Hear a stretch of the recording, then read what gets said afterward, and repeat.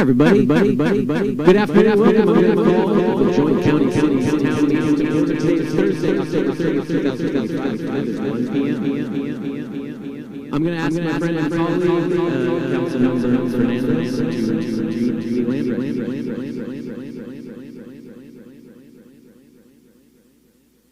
We acknowledge that the Nissinawbe people are still today. We understand that there are Nissinawbe land that was never ceded to the original tribal families have yet to recover from genocide. As a resident of Nissinawbe land, we support the Nevada tribe efforts to stabilize their people as well as their campaign to restore federal government. Thanks. And I'm going to ask my supervisor, Heidi Hall,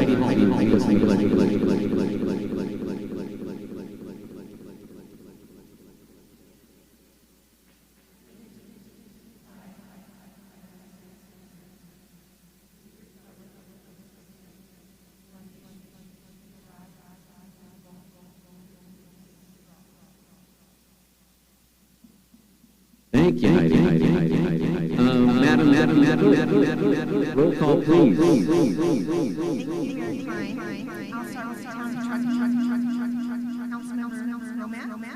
Here. Not here. Councilmember Vice Chair Chair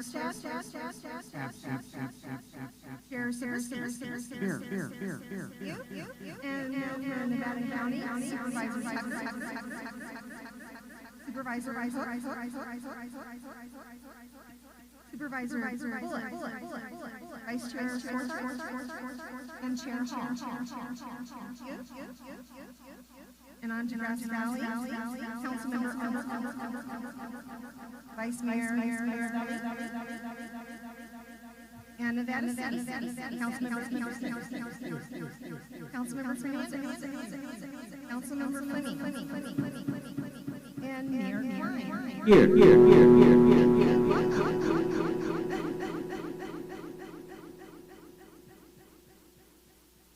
It's a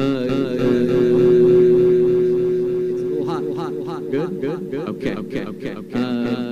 Public comment section 549.5.3 provides that any member of the public may address the city council, all of us, city council supervisors on any matter not on the agenda that is subject matter. The Brown Act and the exception allows council supervisors staff to discuss issues brought forth in public comment, cannot take action on non-agenda items. Turns may be staff in the future. Please note that comments from the public will also be taken on each. Public comment is coming at the end. Have comment that place. They are having a discussion on the subject of housing, which is important. All. I'm honored on behalf of the city and my colleagues to welcome you all here. Trucking Drive. Great to see all of you. Thanks for last time. This is our first public meeting here at the Miners Foundry to go over operations here, and it's significant. I think that our first conversation is about housing in our region. It's really going to recognize Nevada County supervisors, executive team, staff, town of Truckee, executive team members and staff for being here. Grass Valley, executive team members and staff for being here, and my own colleagues and our excellent staff.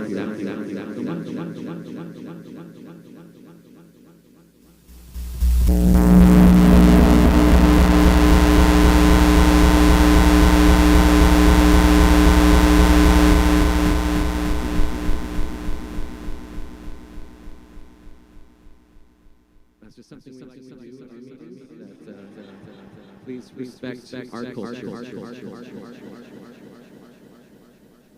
The housing topic is to bring together agencies, housing stakeholders to help address critical housing challenges and work collaboratively. And it's also great to have members of HCB joining us to help us understand things from their perspective. I'm going to give a little bit of background. I grew up here, and when this is a very relatable story. When my dad was on his fourth wife, she booted me out. We've all been there. And I other parts of the world. And I got my first apartment right downtown and it was my brother, my best friend, and I in a 3-room apartment. And my room cost $200. Get me a time. So I was living there, save enough money to eventually get a house. And more and more, a big part of why I ran in my first place was I had friends who also grew up here who were getting squeezed out. Couldn't afford to live here. And it was heartbreaking that happened. I love this place. I'm lucky to live in Nevada County. It's heartbreaking to see people trying their best to stay here because of my next apartment, right on Pioneer Park, and the land was a hand. He's here tonight. Councilor, ladies and gentlemen. So the story of someone paying cheap rent and living in Nevada County, saving money for their first house seems like it's slipping away completely. And so I hope keep that in mind during the discussion. Our objectives are to educate around housing law impacts and identify challenges, showcase solutions and innovation, foster regional collaboration, and get feedback from our during public comment portion. So our first presenter is Frank from the Senior Housing. She's the Senior Housing Specialist at HCB.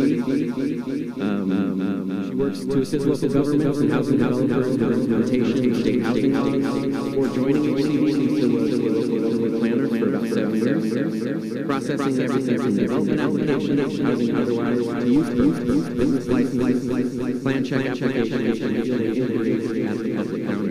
She's going to give her remarks and we'll have time for Q&A. So let's go.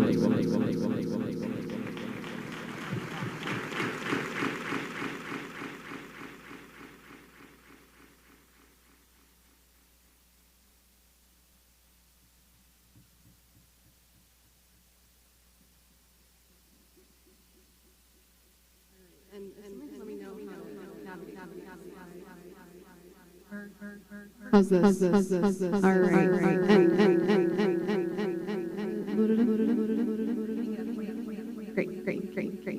In the meantime, hi everybody. Thank you so much for having me virtually. Just on a personal level, I'm recently Sacramento, area. I know, plan a trip back. So, what a neat event as well. So with that, today I'm talking about from the perspective of HCB, and hopefully just a starting point as a guide as local governments do in implementing laws. And so just a bit of a disclaimer. HCB is a large organization on one team, which is the housing. So we'll save some time for Q&A. And I just want to say if there are questions that I'm unanswered, let's collect and make sure that I can provide some follow-up on the best person to get you that information. Next slide. Apologies, back here. So always good to sort of start the problem. As we know, the state is experiencing significant housing need shortage. In 2022, HCD published a statewide housing plan, which set the goal of facilitating sales of 2.5 million homes through 2030, with over 1 million of those being affordable homes. And how that plays out that ties into what Taylor was talking about with Arena and this idea that a fair share and right-sizing housing production to the jurisdiction to collectively address the associated impacts on housing affordability for all Californians, particularly those at the lowest level. Slide. So some solutions. What we've seen in recent years, particularly ramping up and starting in 2017, are continually new housing laws coming out of the legislature and these laws do a lot of different things, but you can see some key themes that run through them. And so those key themes are making it easier and faster to build housing, allowing for housing to occur in more places, so unlocking more site development opportunities, facilitating housing development at higher densities to reduce and ensuring that housing that is being produced is occurring at not just above market levels, but at all income levels. And then not only are we seeing more housing than we have in the past, but we've also seen new mechanisms put in place to help ensure that those laws are not just on paper, that they're leading to actual outcomes and progress. And so to do that really is where HCDC comes in. And so the legislature has hired HCDC and enforcement authority to help oversee implementation and enforcement action to ensure that those laws are being implemented with the intent, purpose, or feasibility. Next slide. So the slide is not intended to answer every single one of these housing laws. That would take maybe multiple hours to do that. If there are questions on specific housing laws, the high-level Q&A would touch on some of those. But really, it's just to illustrate there's a whole lot out there right now, and the ones here are the ones that are under HCDC enforcement review. And so as these laws come on the books, we're learning about them as well with you all as you're trying to understand and keep up. And then I don't know clearly, but at the bottom, and more to come. Sorry. New housing laws every year. Next slide. So here again is just sort of a subset of the laws tied back to things that I mentioned. So just of those laws, many of them touch on one of those themes about facilitating more housing by making processes faster, to navigate, and just allow housing. Next slide.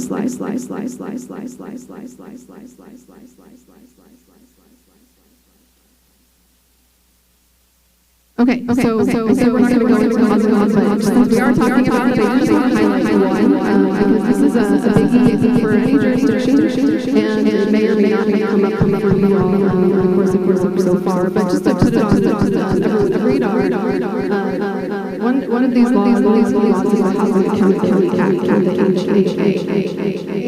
This law has actually been around since the 80s, but we've seen it amended significantly in recent years, and strengthened in many ways. And so this law really impacts most housing projects. So we're not talking about things like legislation, but standard with housing projects. And it really sets the strict standards for how that should work. And some of the key concepts there is one is providing baseline protection for housing projects that comply with the objective standards. Some of the jargon, providing added protection for affordable housing projects.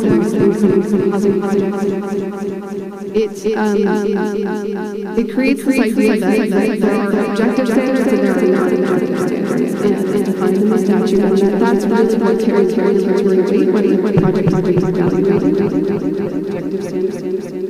It also sets forth a reasonable person standard for evaluation outcomes with local standards. And then finally, there's statutory denial. So in those cases where a project is not fully approved for one reason or another, it sets the standard for how to, what findings need to be made if the project that complies with Next slide. So, a little bit more about HCD and specifically the Housing Accountability Plan. Our purpose is to ensure that all jurisdictions are making efforts to meet their share need and promote housing production at all levels. And so strategies that go along with that are supporting jurisdictions through incentives and planning grants, providing education and technical assistance to help implement the law. And then, yes, in some cases, but fewer between holding jurisdictions accountable for enforcement action. Next slide. Okay, so these housing laws get passed, and it's always easier said than done, but navigating the gray area is really where a lot of the challenge lies, and it's where our team at Housing Accountability plays a significant role that we want to make sure you're all aware of. So you're going to have questions looking at a statute, trying to understand, well, how does this apply to this specific project, specific sites, there's nuances and different kinds of circumstances that come up. And questions and conflicts from that. So the housing accountability has technical assistance. And what that does is it allows folks to submit requests to our team, requests for technical assistance, and we get those from staff, from developers, attorneys, housing advocates, and third parties. And we receive those requests and evaluate them, and we'll talk about that.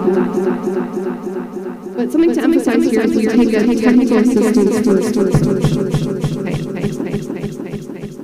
So what happens after a request is submitted? Well, it generates a case number, it gets assigned to an analyst, and then that analyst is really digging in.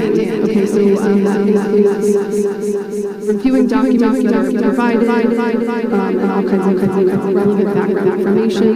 It also, I want to emphasize, is meeting with local government staff that might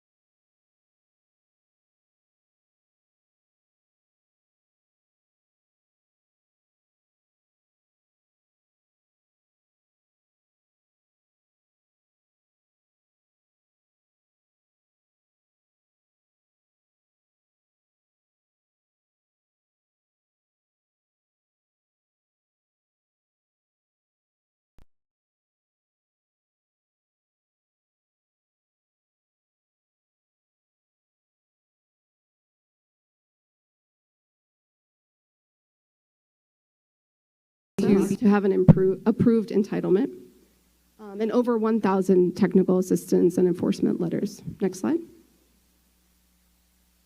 So the letters I keep talking about are all publicly available. One day, hopefully soon, we'll have a kind of a better public-facing searchable portal. We have a massive spreadsheet at this point, which is linked. And at the end of this presentation, I'll have some links that hopefully you can all can be shared and follow up.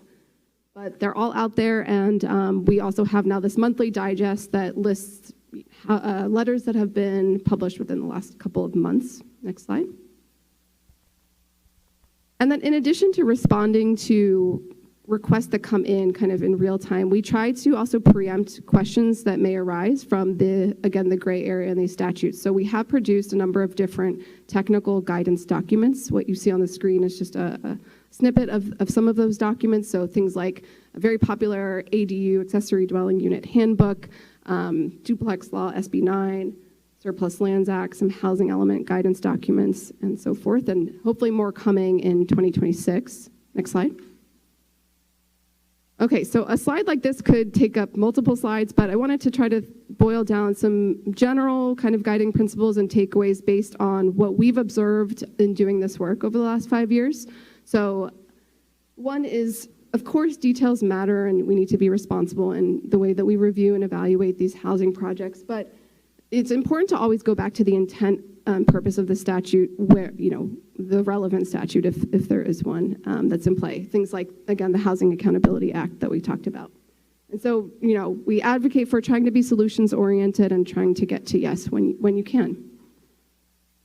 And then another good practice is it's good, and depending on staff resources, to try to do yearly ordinance checkups. These state laws get updated. Ordinances may not reflect the latest. Sometimes a way to address that is just to refer back, have catch-all language that refers back to the statute, so it's sort of automatically acknowledging that it might be out of date. And then things like application forms, checklists, fees for housing projects, and the review process, making sure that that's all available and clear and sort of easy to navigate as best you can. Another point here is, I've talked about how HCD is here to provide guidance, but the reality is there are sometimes issues that come up that are just too sticky and gray for us to opine on, and so sometimes it's best in those circumstances for it to be worked out in the courts, and that provides new information about how a state law should be interpreted. So as best you can keep tabs on those especially appellate court level decisions, it's going to help you be up on the latest with that. And then just to underscore again, ensuring that housing projects are being evaluated at the end of the day based upon compliance with objective standards. And so those objective standards can be changed thoughtfully, but for the ones that are in place and applicable to a project, that's really what should be the task at hand. And I'm coming to the end here, so next slide. So just a couple concluding thoughts. You all and the work that you all do, you play a critical role in achieving these housing goals, and we do want you to see HCD as a resource and a partner. So please don't hesitate to reach out to us if you have questions. Next slide. So this isn't going to be very useful to you sitting right here, but again, we'll make sure you get these links, but this is just kind of a compilation of some resources that we have on our website, just to make sure that you know that those exist out there. So again, things like our letters, our guidance documents, all that good stuff. There's open data tools. Some of you might be familiar with this, but you can look up, annual progress report, housing production numbers for all jurisdictions throughout the state, housing element, compliance status, downloading each individual housing element. So all kinds of good stuff. And next slide. That takes me to the end. So thank you very much. And my contact information is here. Unfortunately, I don't have any cards, physical cards. But yeah, I'm available for questions. Hopefully I left enough time for that.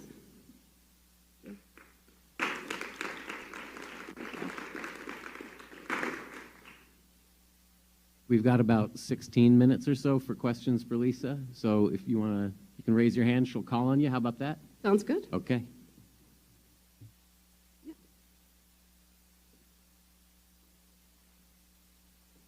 So can you be a little more specific when you're talking about what technical assistance means? And then also, in my experience, a lot of the policies that come out of HCD are very geared towards urban. Is there anything specific that you're doing that addresses housing in the rural communities? Because what I see from my lens is that we do a lot of the technical assistance stuff already to help people develop houses. What we really need is money and financing to build the projects, either through regional housing or some other program to get that affordability or lower income housing in our community. So kind of if there's anything special that you're doing technical assistance wise for the rural communities would be helpful. Sure, and I totally understand. The term technical assistance comes up in different ways throughout the work that our department does. So the teams that are working on grants, reviewing grant applications and funding opportunities have folks that are providing technical assistance for the purposes of seeking that funding. So unfortunately, that's not the team that I'm on, but like I mentioned at the beginning, I'm happy to collect if there are specific questions sort of on the grants funding side. I can put you in touch with those folks. But just to go back to your initial question, when I say technical assistance, and you mentioned rural jurisdictions, so I guess a couple things in no particular order. Some of the state housing laws that I had on the screen there, some of them apply statewide, no matter the size or type of jurisdiction we're talking about. Some of them don't, or apply in different ways.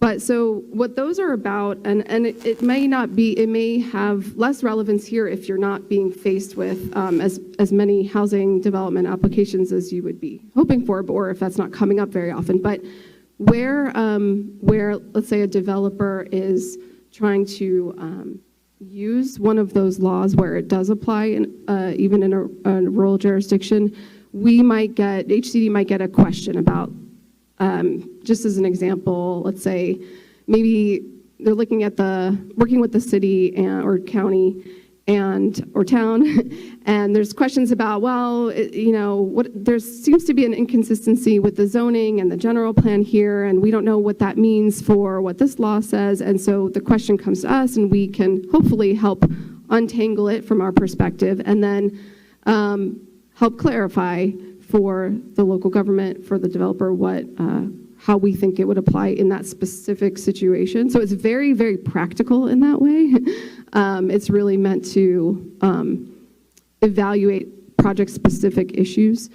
There are so if it's not specific development projects that we're talking about, some of them may not apply. There's things like the Housing Crisis Act that addresses this idea of development capacity, ensuring that the local government isn't taking actions to reduce, whether intentionally or not, development capacity. So I don't know that I'm fully answering your question, but yes, I mean, we provide technical assistance to jurisdictions of all types, including the smaller and more rural jurisdictions out there. But for the funding, I would want to make sure I connect you with somebody that can better answer that.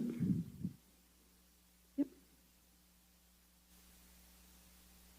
Can you hear me? There we go. Yes. So I'm wondering if you're asked to provide that kind of technical assistance the other directions. And I'm thinking specifically of the legislature that's passing these bills, and then you're in the position to have to interpret them, right? Do they ask you to give them feedback on what isn't making sense to the locals? And can you interject yourself there? That is part of the issue we have here too, where we have, regulations or requirements that don't make sense or that are actually conflicting. And one of the biggest issues is, of course, that we're asked to be building more housing by one part of the state. Mm-hmm. The other part of the state is saying stop building in the WUI and the wildland urban interface, which we all are in. So if you could just address the first part of that. Yeah, I mean, so HCD is not in a role of influencing the legislature. We leave it up to the locals and other outside parties to do that. What we're focused on with new legislation is how it impacts our department in terms of implementation and the resources that we would need available to implement that law. So we're not really in a position to try to influence the nature of those laws. But where there are common themes that come up, I think we do have a legislative affairs division that is a liaison with legislative staff. So I'm sure there are conversations along those lines that do happen, but the folks on my team were pretty, separated from that and really focused on the implementation. Yeah. Any other questions? Yep.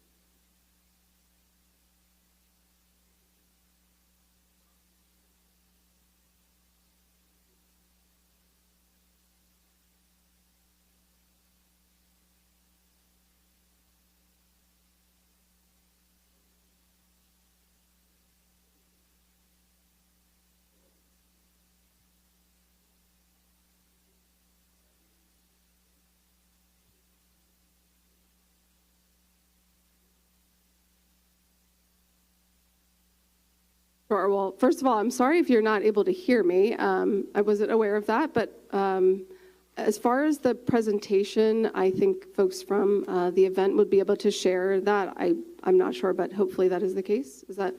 Yeah. So the presentation will be shared.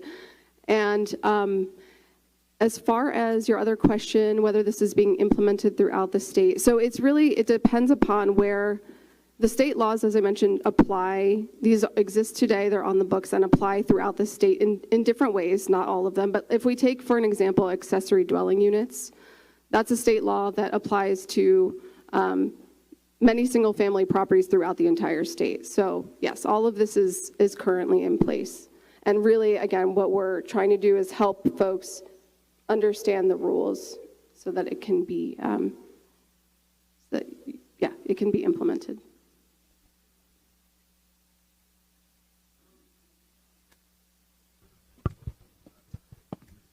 Are other folks having issues?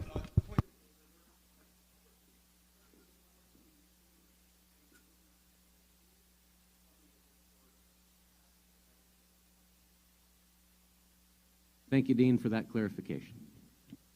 I have a question over here. Sure. Later this afternoon, we're going to hear about innovative solutions for housing. Does HCD play any role in trying to come up with lower cost construction of other forms of housing besides just your normal multi-family housing and mobile home? Largely HCD is, especially the team I'm on, is sort of responding to the great work that people out there are doing, like thinking of new ways to manufacture and create housing at lower costs. So we're not necessarily what's the word? We're not necessarily coming up with the new ideas, though we're always interested in hearing what they are and working, with local governments to figure out how those can be facilitated. I don't know if that fully answers your question, but there are, I think folks that are working on the grants and funding side who are partnering with developers probably are, could share some success stories along those lines with manufactured housing and the like. And so I think there's examples out there, but I wouldn't say necessarily that HCD is creating the ideas. Any other questions? Thanks so much, Lisa. Thank you. I just want to say for folks who are having a hard time hearing this in the room, and God, hopefully you can hear this. This is all being recorded. You can watch it on YouTube after the event to check up on what you missed. Thanks again, Lisa. Up next, we have Taylor Price from HCD, a housing and community development specialist there. He serves as the RENA team project manager. Taylor previously worked at the County of Monterey, housing and community development as a planner. I believe he's going to be joining us on the screen.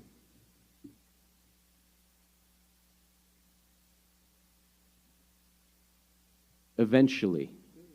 Hello. Hi, Taylor. Can you all hear me okay? I cannot hear the room, unfortunately. Can you hear this? We can hear you. Taylor, can you hear me, Taylor? Taylor. I think he cannot.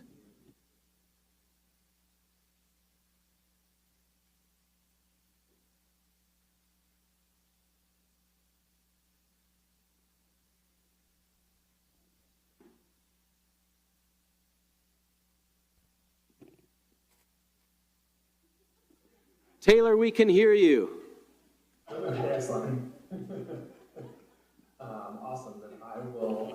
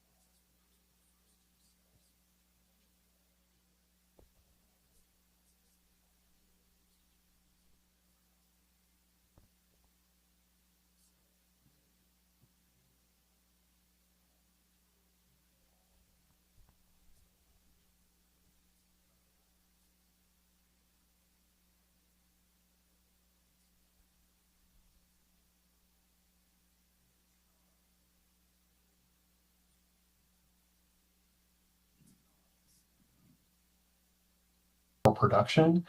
And finally, it's also not limited due to the existing land use capacity. Identifying and addressing the statewide housing need is a multi-layered process that occurs over many years.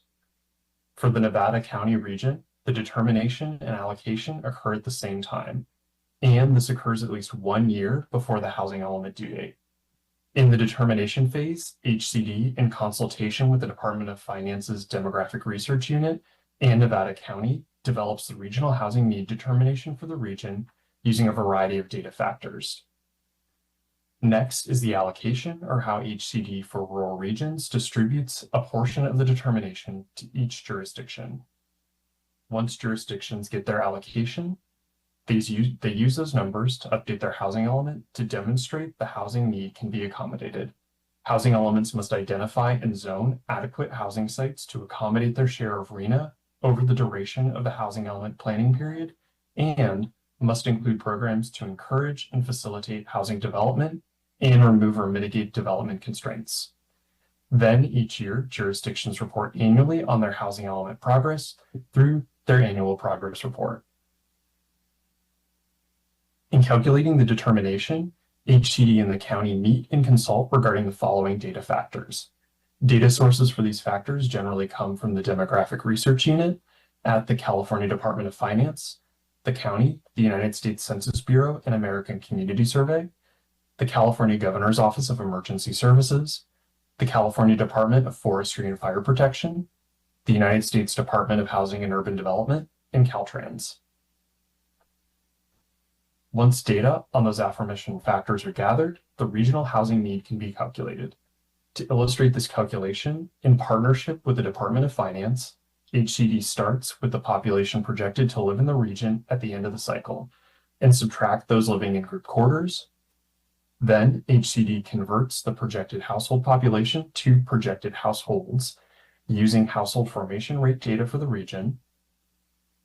HCD then applies adjustments to include factors relating to those on the slide. The manner in which the adjustments are calculated varies somewhat based on the factor, but typically we compare data for the region against the national average and apply an adjustment based on how it compares to the national average. We then subtract the number of occupied units at the start of the projection period, and that gives us the total housing need determination. We then distribute the total number across income categories. What was 4 categories in the 6th cycle is now 6 categories in the 7th cycle. And those are acutely low income, extremely low income, very low income, moderate income, and above moderate income, as defined by a percentage of a region's median income. There have been a number of new updates to the RHNA methodology since Nevada's 6th cycle regional housing need determination was issued. When the 6th cycle RHNA determination was issued, there were 3 adjustments: the vacancy adjustment, overcrowding adjustment, and replacement adjustment. Nevada is oftentimes early in the RHNA cycle, and in the 6th cycle, there were significant changes to state law and the determination methodology that went into effect after Nevada's 6th cycle determination was issued. These include the addition of the cost burden adjustment and the state of emergency adjustment.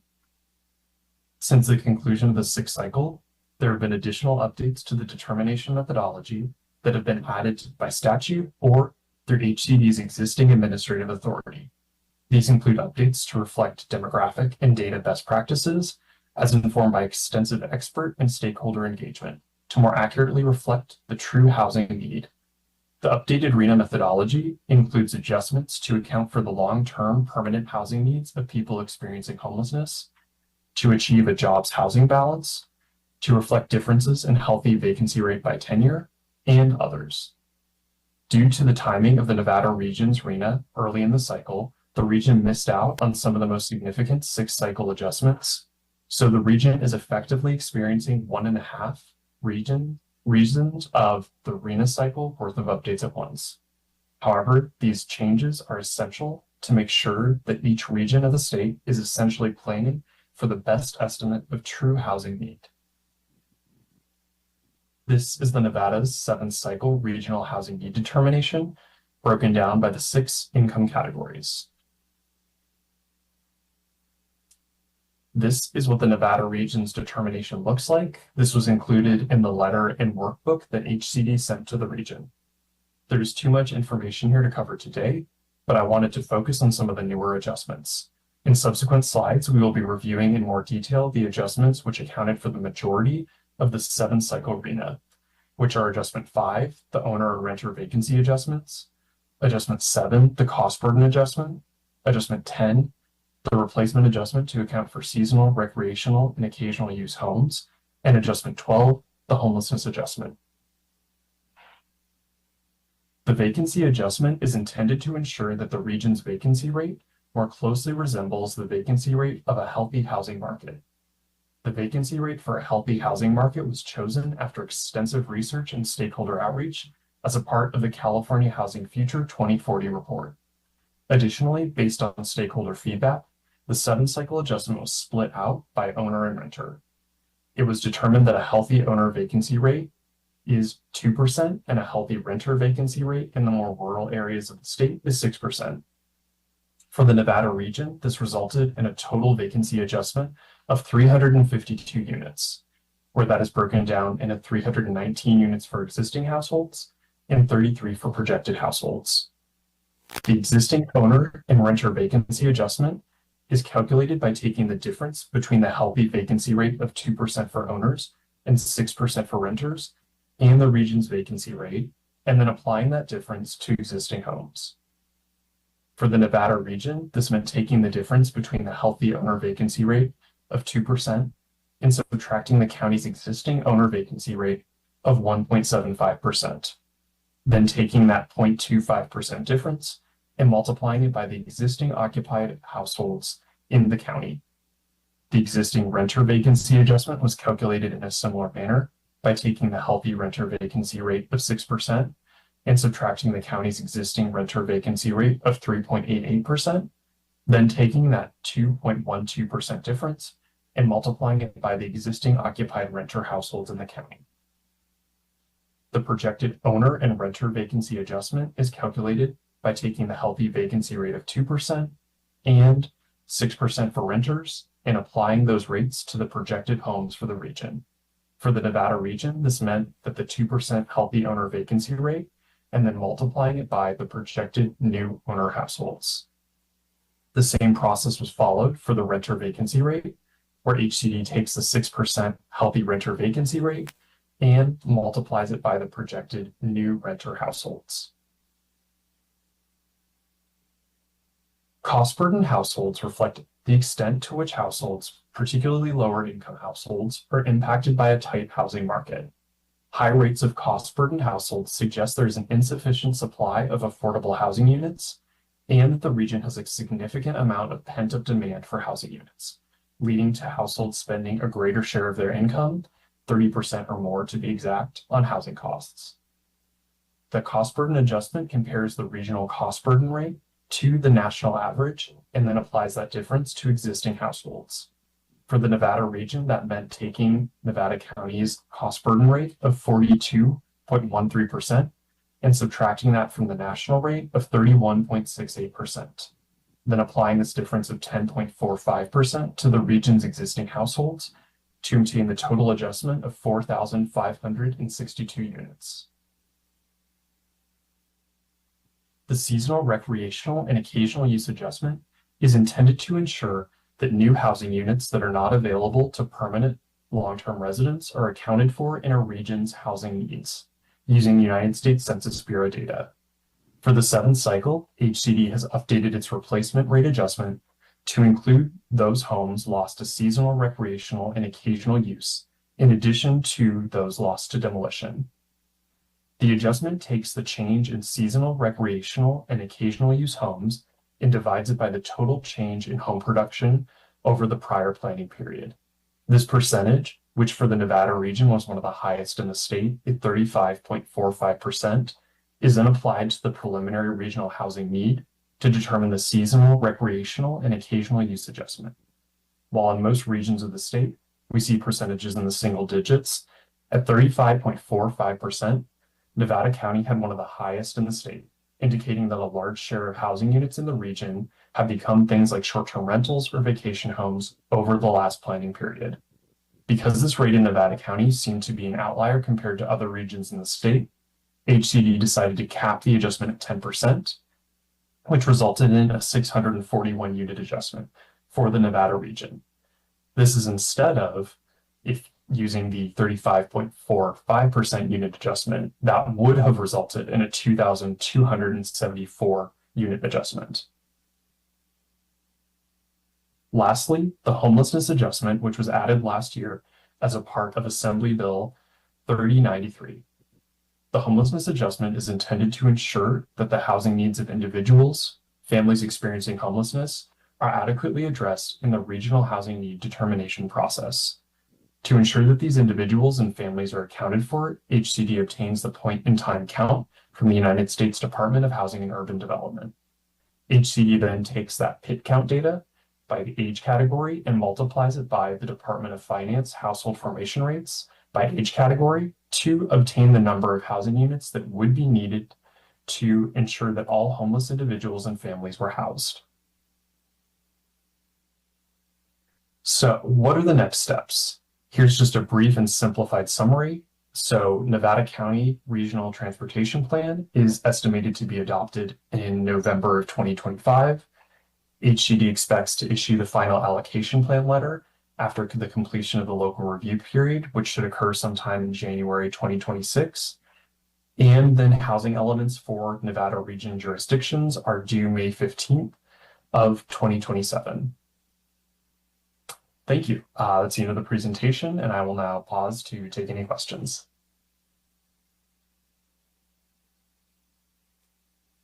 Thanks for that, Taylor.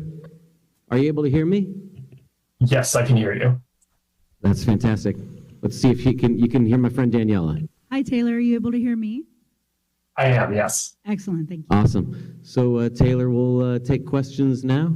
If anyone has one, you can raise your hand and chime in.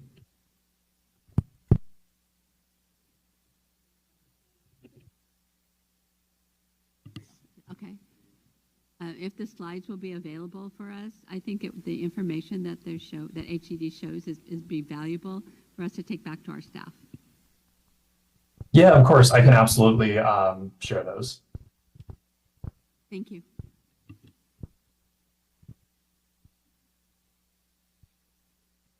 Yeah, I'm trying to understand your data sources and then how you distribute what you call the Nevada region data. I understand you're talking about Nevada County. Do you take data directly for any of the municipalities, or are you have a formula where you allocate your findings based on some criteria to the municipalities? Yeah, so the determination number for the Nevada region is then allocated by HCD using the allocation methodology that HCD uses for rural regions. So that effectively needs to take into account the statutory requirements of RHNA, which there's jobs housing, there is affirmatively furthering fair housing, among a couple other allocations. So that formula is then applied to the Nevada region, and then that is how each jurisdiction in the Nevada region obtains the final regional housing need determination for each jurisdiction. Okay, for example, in determining cost burden, do you look at, for example, the town of Truckee and do a determination of the cost burden based on Truckee-specific costs, or are you doing an allocation based on a wider geographical area? Yeah, so that's a good question. So the determination phase takes into account the cost burden for the entire region, and that's how we get that big number. For the allocation phase, that is a part of the methodology, not a significant part, but it's one of the components of the methodology. So I'm clear. So you use the cost burden for the entire Nevada County and apply that to all the municipalities? For the determination, for that big number for the region, that's how we get the cost burden adjustment. Thank you. Thank you. I was curious if you could explain the vacancy rate and how that's determined, because I feel like oftentimes in Truckee, we think of vacancy rate more tied to our seasonal second homeowners, but that was a different metric in that. So just curious, that 2% and 6% you spoke to, what are those a reflection of? Yeah, so the 2% and 6% number for the healthy vacancy rate adjustment, those are really to account for homes that are vacant and not due to the seasonal, recreational, or occasional use, since that's a separate adjustment. Those 2% and 6% numbers were determined, I think, as I mentioned, by extensive stakeholder outreach that was done through the California Housing Future 2040 report, and just to kind of determine what is an appropriate vacancy number to help ensure that home prices and rental prices are not increasing. And those are the numbers that the academic research has kind of determined are roughly in line with not increasing home prices. Just another question then on the seasonal usage, because I think, I know in Truckee we talk about 50% of our housing stock is second homeowners. So it does seem like Nevada County is adversely impacted by having a fair bit of second homeowners with those additional numbers at the end, where that is a big part of our economy is tourism. So maybe it's more of a statement than a question, but again, it seems we're a little bit being punished for that, but yet we need second homeowners for our economy to survive. So I don't know if you have any response to that. Yeah, no, it's definitely a hard thing to balance. And we received extensive stakeholder input through, I think I mentioned the CA Housing Future report, where we were kind of looking to update RHNA for the 7th cycle. That was something that a lot of stakeholders and academics really mentioned was an important thing to include, as those homes are not available for long-term residents, but it is a balancing act, of course, as you mentioned, where the homes are an important part of the local economy as well. So I think that was one of the reasons that we did include for the Nevada region that 10% cap, just to really ensure that regions that have significant second homes and that seasonal, recreational, and occasional use are not being adversely impacted by those higher rates. So trying to ensure that it's a reasonable adjustment for the region. Hey, Adam. Green light means go. Okay. Yeah, thank you. Following up on that, you indicated in your presentation that Nevada County and the area was an anomaly to the rest of the state in terms of the vacancies. So I wonder if you could unpack that a little bit and talk about what that means in relation to the rest of it. Yeah, of course. So for the seasonal, recreational, and occasional use home adjustment, most of the state, when we were kind of doing initial testing, had rates in the low single digits. There were a couple of jurisdictions that had very elevated rates. One of the ones I can think of right off the bat was Mendocino County was another jurisdiction. Their rate was 212%. So what we tried to do when we were looking at that is be aware of regions that did have high increases in their seasonal, recreational, or occasional use homes over the prior planning period, but also ensure that, outliers like 212% that we didn't feel was reasonable to apply to a region's regional housing need determination, since that would result in multiple thousands or tens of thousands of additional units that would be a part of the determination. Maybe I wasn't listening, but I was wondering how our number came in relation to the outlier of Mendocino. Yeah, so and apologies if you can't hear me, I'll try to speak up. The Mendocino rate that we found was 212% for that adjustment before we capped it at the 10%. So theirs would have been even more significant than the Nevada region if it had not been capped. Nevada region number is? The Nevada region percentage was 35.4%, 45%, before HCD capped it at 10%. Thank you. Just a quick question. Thanks, Taylor, for your presentation. One question, or kind of two-part. What feedback mechanism do different jurisdictions have in answering some of the questions while you're developing the data in that interim period before the publication? Question one. Question two is, are you taking into account unrealized units that are blocked by things like fire insurance? For example, we've had big developments with the inability to actually insure the development, so the developer community, the county, and all the jurisdictions are pulling together along with the state to get that completed, but it's not possible in California in some rural communities. Is there a metric being placed in the queue to understand the impact of things like fire insurance? Yeah, so I'll try to answer the first part and then the second part subsequently.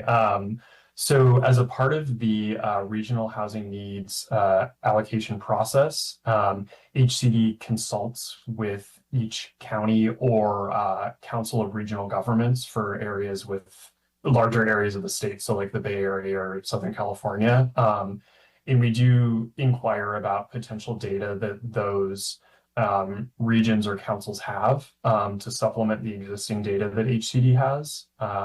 So that is built into the process. I know a lot of times it's challenging for more rural areas to kind of have the data collection abilities, and because the U.S. Census is such a good standard of data, that tends to be the default information that we'll use unless presented with other information. And then for the second part of your question, I think I won't necessarily dive too deeply into it as I'm not on the housing element team, but I think one of the things that's really important is during the housing element process, site selection, and really ensuring that site selection is, choosing areas that are appropriate for housing and can foster housing in a way that, ensures they're as removed as possible from natural hazards such as flooding and fire. I know for some regions that isn't as feasible, but I think that's one of the important processes that can allow for that. Yeah, I would totally understand what you're describing, but I think for flood and fire, at least for our county, we're kind of affected by the WUI in almost every area. I don't have a percentage off the top of my head, but it's huge. And so I would propose that you look closely at adding an unrealized number in there for making adjustments for areas that essentially can't be insured. Yeah, and that's definitely something that you can feel free to email to me, and I can definitely forward that to the housing element team.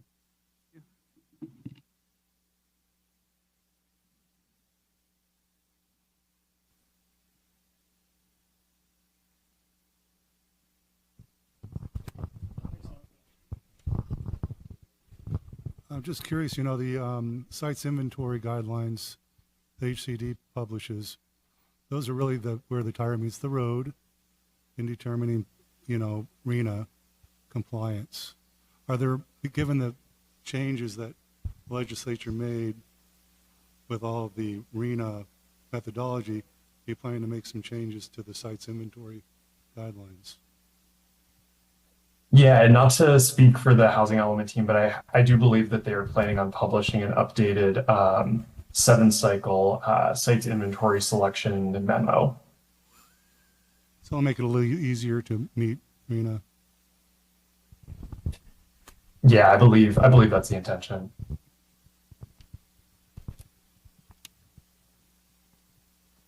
Is the legislature or any commissions right now reviewing the RENA process to improve it?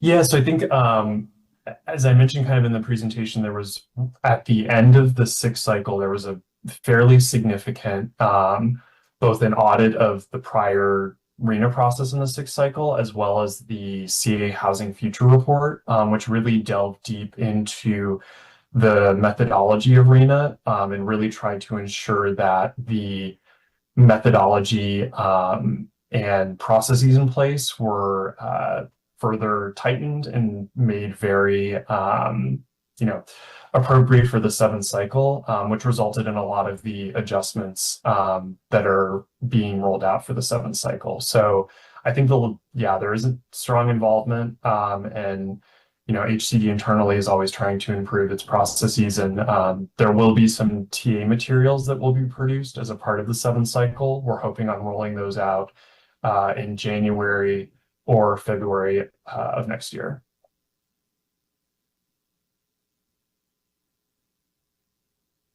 Yeah. Hi, Doug Fleming, Nevada County, Nevada City.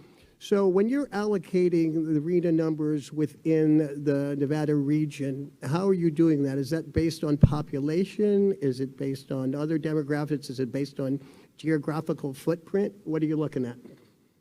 Yeah, so the allocation methodology has to further the 5 statutory objectives of RENA.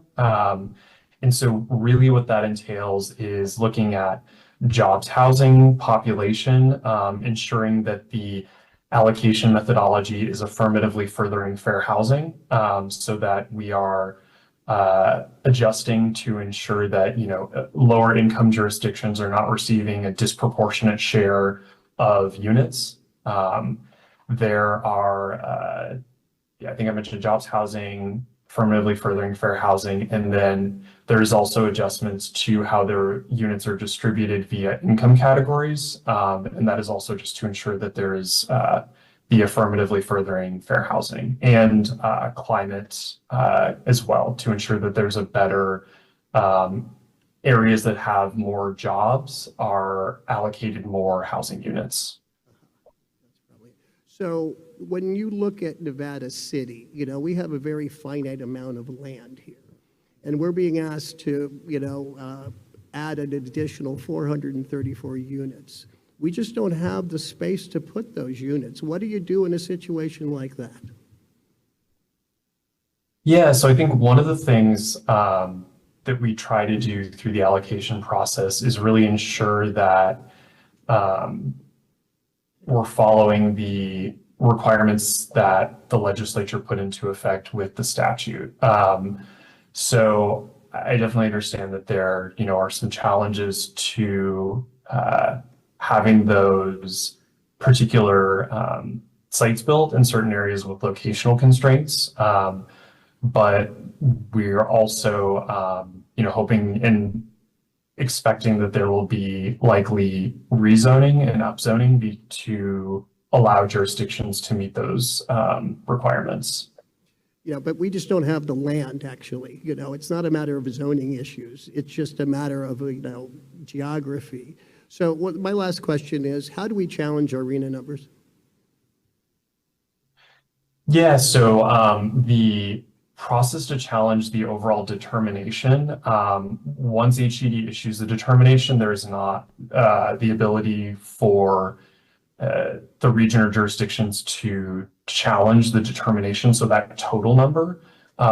If a local jurisdiction in the region does feel that their allocation should be reduced, there is a mechanism to challenge that. And I think I mentioned in the presentation, the January 2026 date. So that's when HCD will issue the final allocation plan.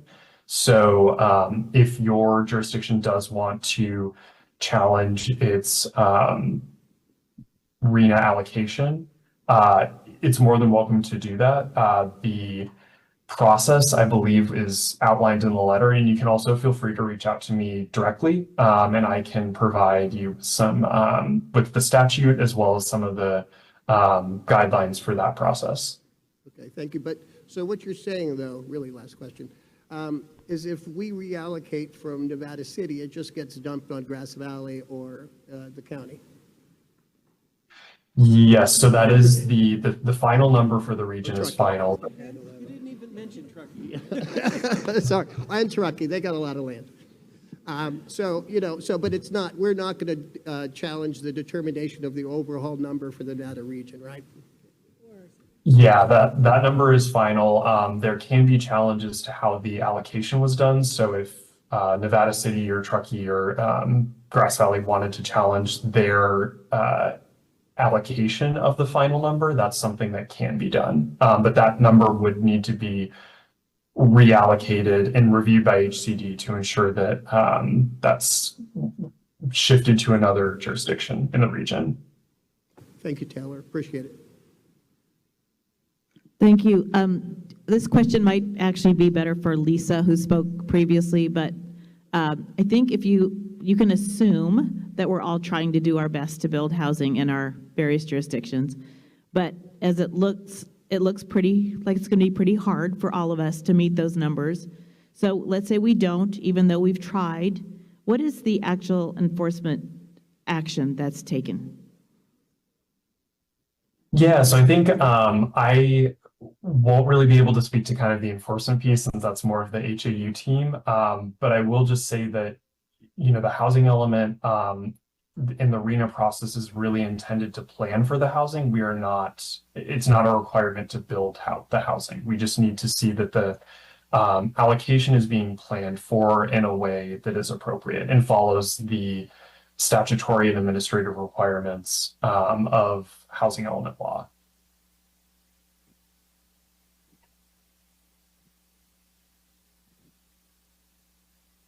Are the enforcement actions that happen? You have a lot of jurisdictions around the state that haven't met their RHNA numbers. It's pretty poor.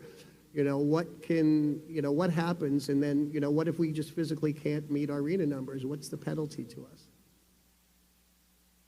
Yeah, so as I mentioned, I probably won't be able to best speak to that since I'm not on the housing accountability team, but just kind of broadly speaking and generally, the RHNA process is really intended for that planning piece. So the jurisdictions need to ensure that they can show through the housing element that they're able to plan for those units, not necessarily have them constructed. And And that's kind of the most important piece in the RENA process that I'm in and the housing element process.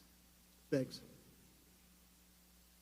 Can you clarify how manufactured and mobile homes are counted, and specifically those that are within the jurisdiction of HCD in mobile home parks?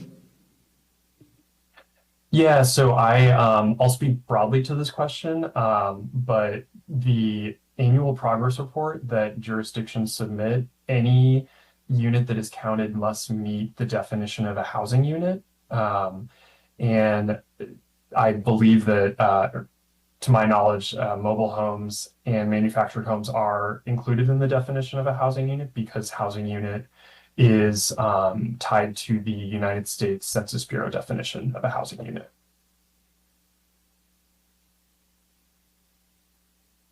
And so rental versus ownership, I guess that is an open question.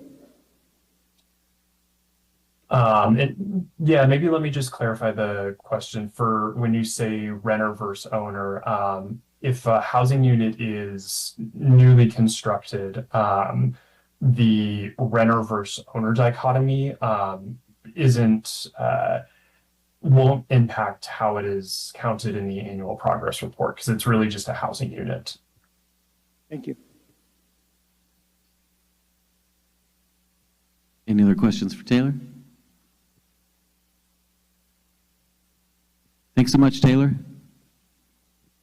Thank you all.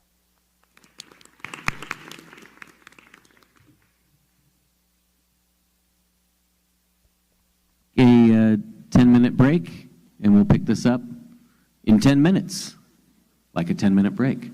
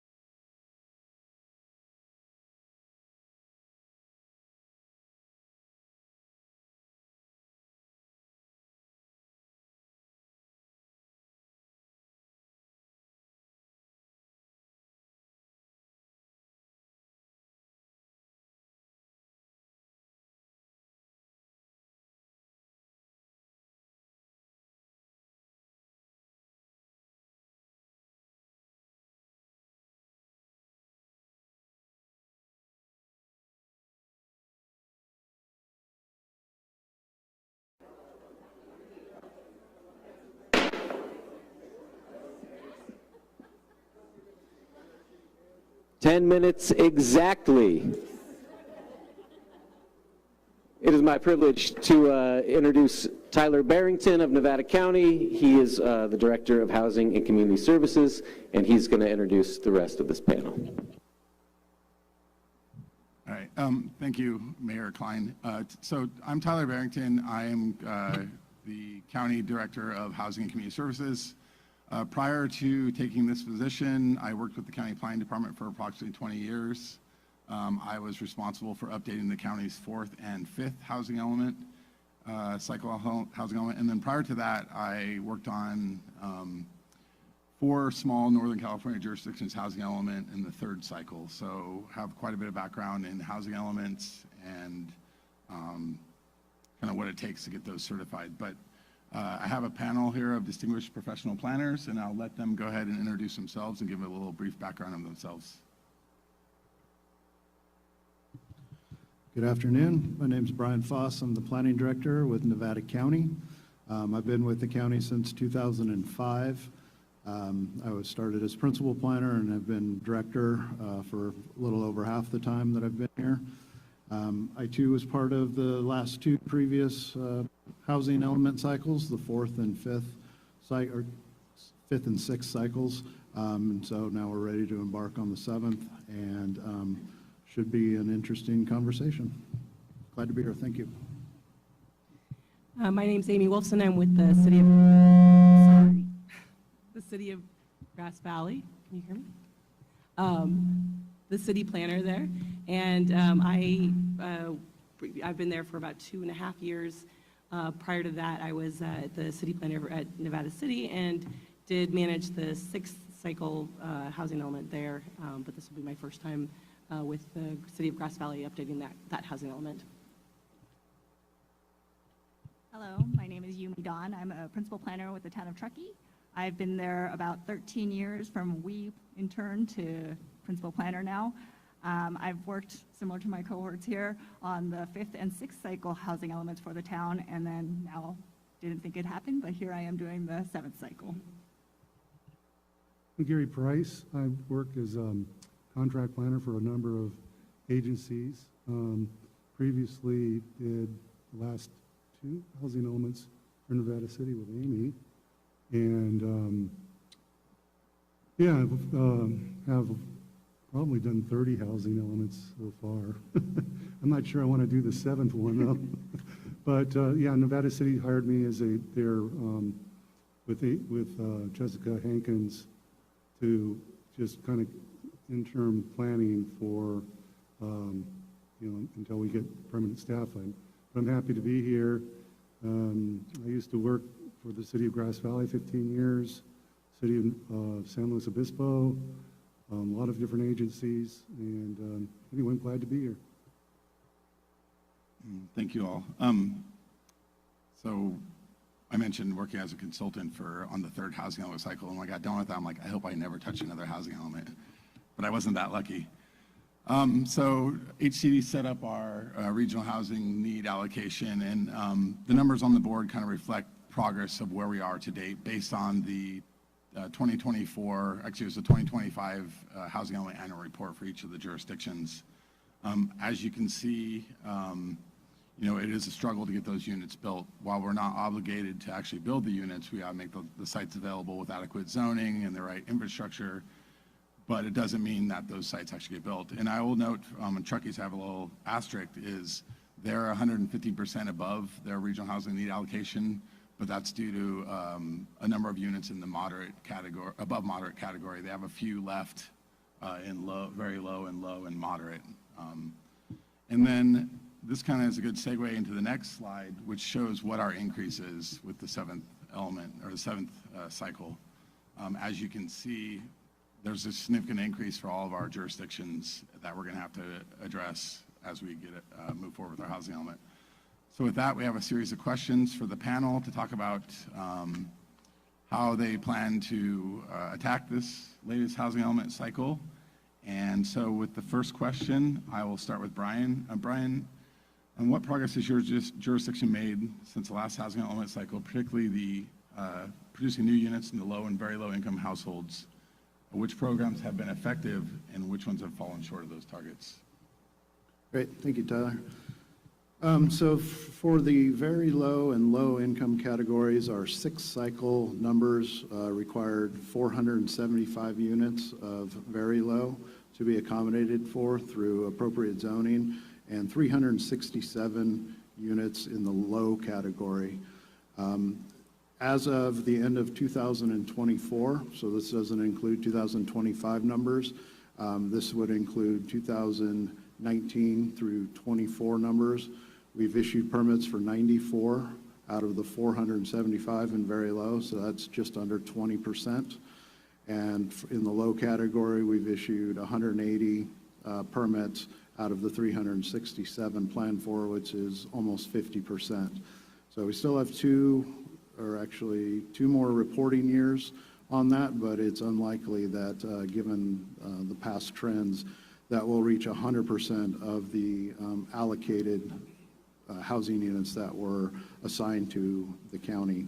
As far as the moderate and the above moderate, we're about 50% of achieving the moderate income and about 27% of the above moderate. So all categories across the board, we're not likely to achieve 100%. As far as the successful programs and issues that are built into our housing element, there's other things in there besides just RHNA numbers. And some of the more successful programs, I think, have been keeping up with the myriad of requirements from the state on ADUs and JADUs. The county's worked hard over the last couple of years to update our ordinance to be compliant with state requirements, as well as to promote ADUs as a potential option for a more affordable housing type. The county also achieved a pro-housing designation this last year, which shows a broad range of reducing barriers, including different code requirements, making different affordable housing programs available to the community members, and streamlined and reduced processing times. We do have ADU master plans that are pre-approved that were created through a local early action planning grant through HCD, and I think the county has worked with each of the other incorporated jurisdictions on some housing projects and providing some funding support and helping those jurisdictions develop some good housing projects within the city and town limits. I think in terms of where we've fallen a little bit short is we haven't seen a lot of use out of those pre-approved plans. We have two approved plans over the last couple of years. We've also implemented Title 25, which reduces some of the building code requirements, and we've had 6 of those types of units permitted over the last year. And we also developed a tiny homes on wheels ordinance, and so far we've had 4 of those permitted. And lastly, the developing the pre-zone sites. We were in a similar situation with our 6th cycle, where it was required to rezone some property to meet our RHNA allocation numbers. And while some of those sites, such as Lone Oak down in Penn Valley, have developed, we still have a number of sites that are zoned for R3 high-density development. They're a by right use, don't require a use permit, but they still remain vacant. And some of the challenges in developing those sites, in talking to the developer, are high fire insurance costs have been a huge challenge for the county. Pass it on. Yeah.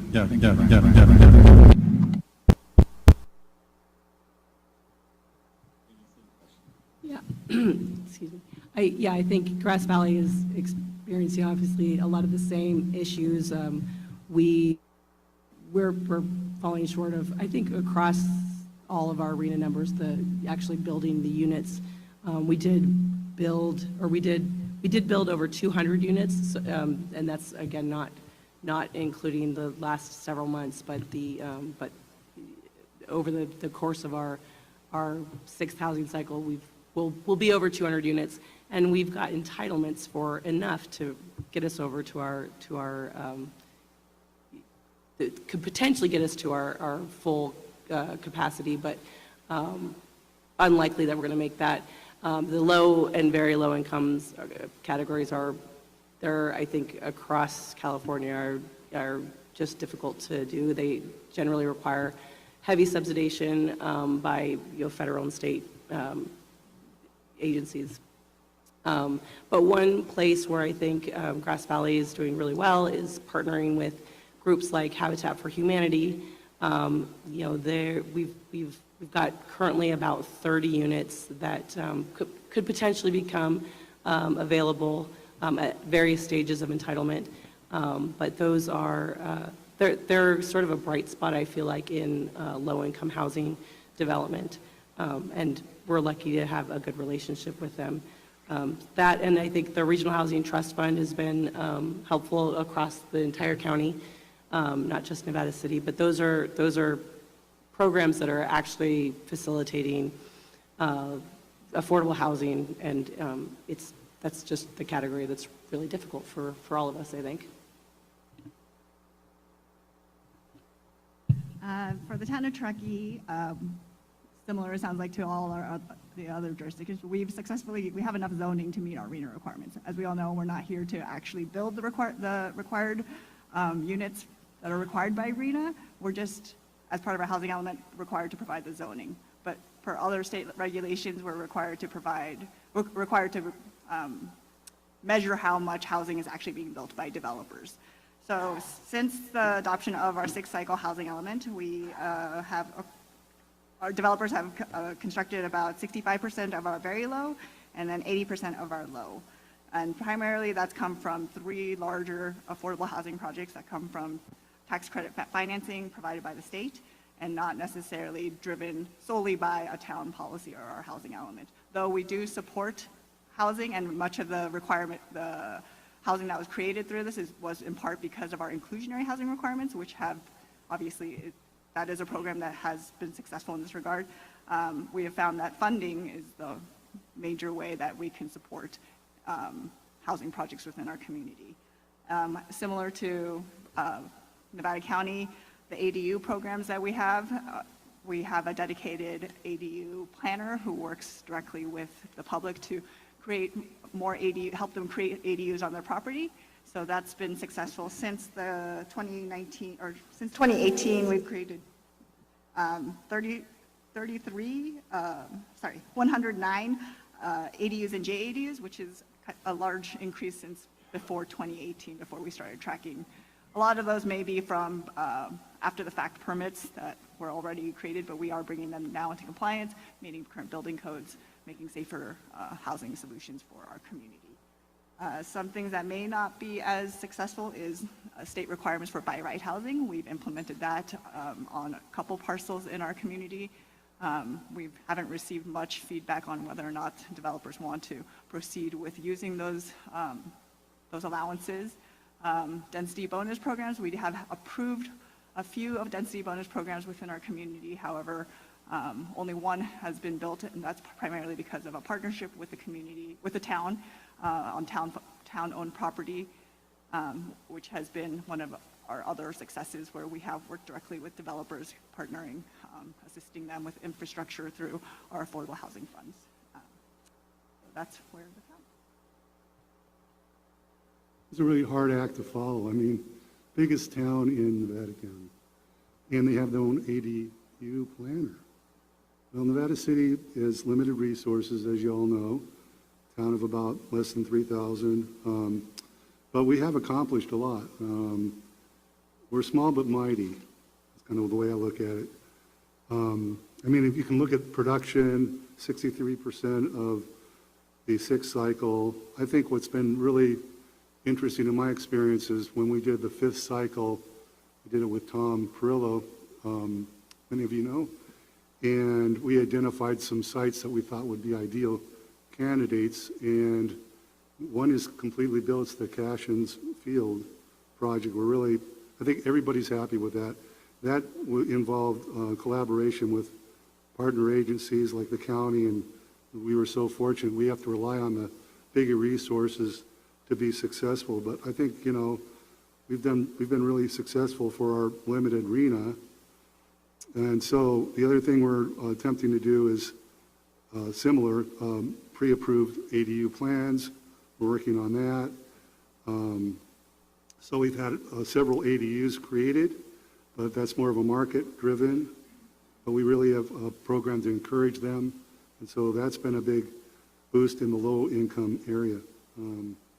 So things are working, whether it's because of the housing element and state mandates, or whether it's just our community really wanting to see more workforce housing, which I think we really need.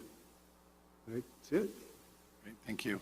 And just for the group, oh, okay. I won't make a comment, and we'll go to the next question. All right, so the next question is, and maybe this time we'll start with Yumi. What are your biggest challenges your jurisdiction faces in meeting the RHNA goals and adopting a compliant housing element? Time. I think time is the biggest factor right now. We've hired a consultant to work on our housing element. It sounds like although we have till 2027, they're giving us a timeline of 9 months to try to create a pretty complete housing element, do our community outreach, identify sites if necessary. So it's that I think is one of the biggest challenges in terms of meeting the housing element deadlines. And then if we do need to do potential rezones for the site, or for the town, which we haven't determined yet, we'd have to, I think that could be a challenge for our community, just because we recently adopted a general plan in 2023 where we talked to our community about what they want to see in terms of housing and density. And if we do need to increase density in certain locations, that may be disregarding what our community has previously discussed. And then as we move forward in terms of actual construction of housing units, I think we're all facing similar issues in terms of fire insurance we've heard about today, requirements for secondary egress in terms of the fire code, and then the cost of construction, which is pretty high in Truckee, where state laws aren't necessarily focusing only on affordable housing. They're not incentivizing it enough for construction in Truckee to be geared only towards affordable housing. Since we do have a large luxury home market, a lot of developers would rather construct luxury homes and affordable units. Thanks, Yumi. How about Amy? Would you like to reply? I'll try to add, we have a lot of the same issues, maybe less of the luxury housing market, but I think one of our issues is that we don't have a lot of usable land left for developers. What's remaining tends to be either geographically or environmentally constrained. We have a lot of legacy mining that is really expensive to clean up, hard to get funded. And then, we have concerns over infrastructure and if we even have the capacity to serve the numbers that are coming down from this RHNA cycle. Yeah, I think, like Yumi said, time and staff resources, we're a pretty small city, and so we don't have anybody who's devoted to housing all the time. We have a staff of 2 in the planning department. And the housing element law is growing more and more complex and more time consuming, and it's going to just require a lot more resources than it previously has. So I think that's kind of in a nutshell our challenges. Thanks, Amy. How about Gary and then Brian? Good to go, Brian? Yeah, sure. The city has very limited vacant land, and we're really, I think we're more constrained than just about anybody else up here in terms of looking at our geographical boundaries, the waterways, the steep topography. We've kind of limited our city boundaries just because of the development constraints of the environment. And so here we're asked to, triple up on all of our numbers, and we're going to have to do some very creative planning for sites inventory for the next cycle. Some of the meaningful things that we learned is using maybe surplus sites that the city has. We're going to be looking at that. Perhaps looking at our annexation areas. But right now, we're really limited, and to see a 300% increase in our low-income housing RHNA is completely insane. And for the unincorporated county, I'd say our challenges are very similar. It's finding the appropriate sites to rezone to higher density, because the very low categories usually only qualify if you have a high density zoning. And so finding the right sites with the infrastructure to support it, and as well as dealing with the WUI, the wild land urban interface requirements, makes it very difficult. Thank you, Brian. So we have about 5 more minutes, and I think this is kind of the important question for the meeting today is, what are the panel's thoughts on implementing regional strategies to incentivize housing production across different localities? And I think it'd be good to start with Gary on the end, and then we'll just work our way back. Yeah, just the discussion from HCD was interesting. They changed the methodology on us, and hopefully they'll change the approach to inventory. The site's inventory guidelines, the state is very stringent, and it comes from the statutes, which are somehow very difficult to work with, to apply a one-size-fits-all. If we're in Los Angeles or we're in Nevada City, it doesn't matter. So, and we're supposed to meet these requirements that they can expand. So, that's the challenge that I see. And I'm trying to figure out the equitability, the methodology that applies statewide. There's some areas like in Salt Lake Tahoe, they have 1 unit more than last RHNA cycle. So I'm trying to wrap my arms around that. I think with some creative planning and working with our regional partners, particularly the county, City of Grass Valley, that there's ways to solve it regionally. I don't see how our little town can meet those numbers, but I could be wrong. So I think it's a process of, working regionally to make this work. We're all in together, we're all in the same boat. As HCD put it, we can change the distribution between the agencies, and perhaps as a collaboration, we can work through this to make it work. Thanks, Gary. Yumi, do you want to address the regional approach? I think the town is always interested in collaborating with our agency partners.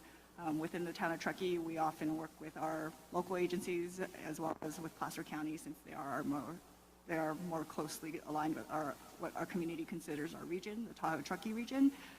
So I think the town is interested in talking about programs and policies that we can incorporate into our housing element where we work as a group. I think we've discussed as a town housing authority within the town to kind of come up with solutions, but that's in our work plan and it hasn't yet been implemented.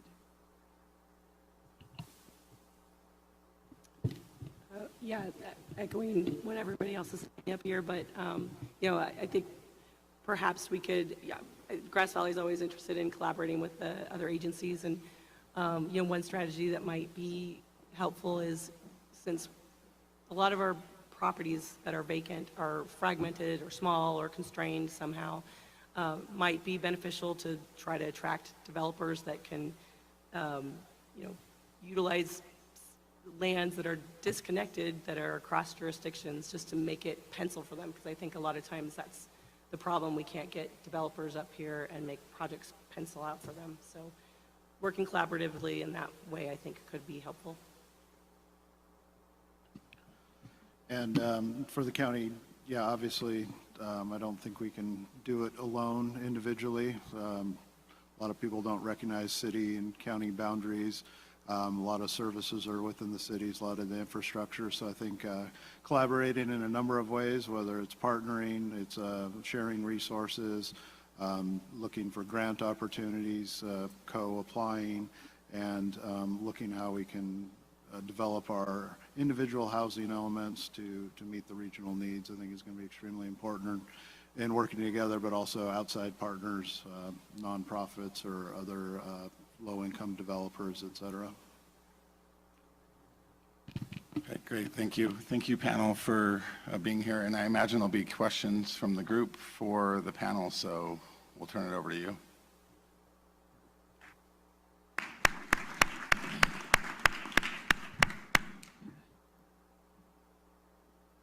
We are unfortunately low on time. We can do a few questions for the panel. Amy will be coming back, so you can bombard her with all the questions that you would have asked the entire panel, and she's a pro. Good. So I'll let Tyler lead this, but we'll just take a few questions for the panel. Adam, I have a question for you over here. Go ahead, Hardy. Yeah, thanks. This is a question for the panel. You talk about, excuse me, regional solutions, the administrative leasing privilege from the federal government and taking land and giving it to local governmental jurisdictions for housing. We tried it on Hobart Mills, super tough to navigate, cumbersome. But the town of Truckee and the county and others have kind of navigated that through CHP on the state side for the Pacific Crest Commons. My question is it worth approaching state and federal and maybe even local special district jurisdictions and asking them, hey, what land's available, and putting that up on some sort of developer portal or some joint jurisdictional activity to promote those open parcels for development? Is that something that's realistic, or is that, I know the federal government side can be difficult to swim that whole process, but it's worth talking a little bit about and thinking a little bit about?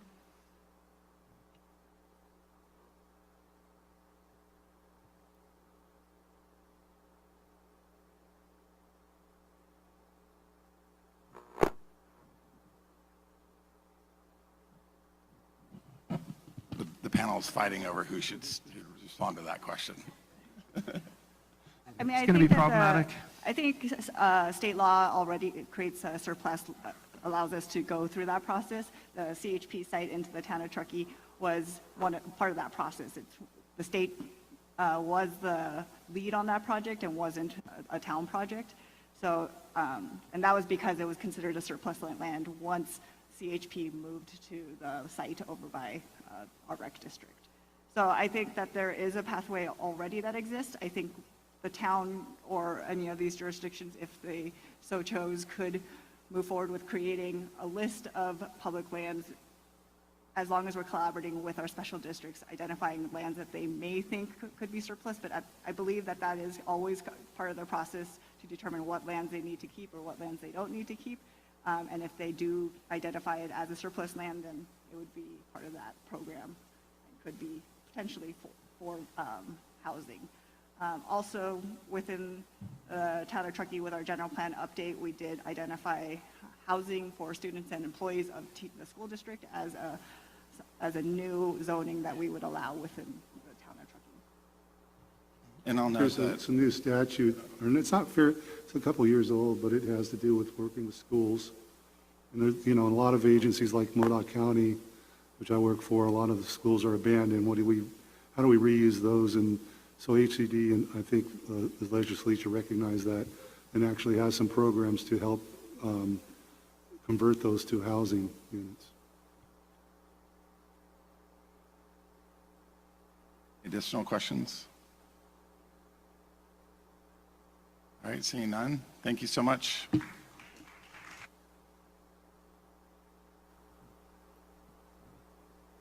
Thank you to Tyler and the panel. Up next, we got the Workforce Housing Deep Dive with Lynn Baumgartner, Town of Truckee, program analyst in the housing division there.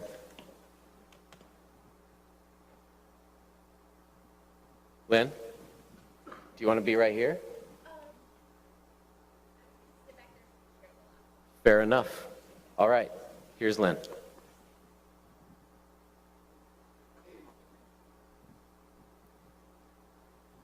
Also, in case this is a factor in the sound issues we've been having, if you have a microphone in front of you and the light is green and you're not talking, press the button until it's not green.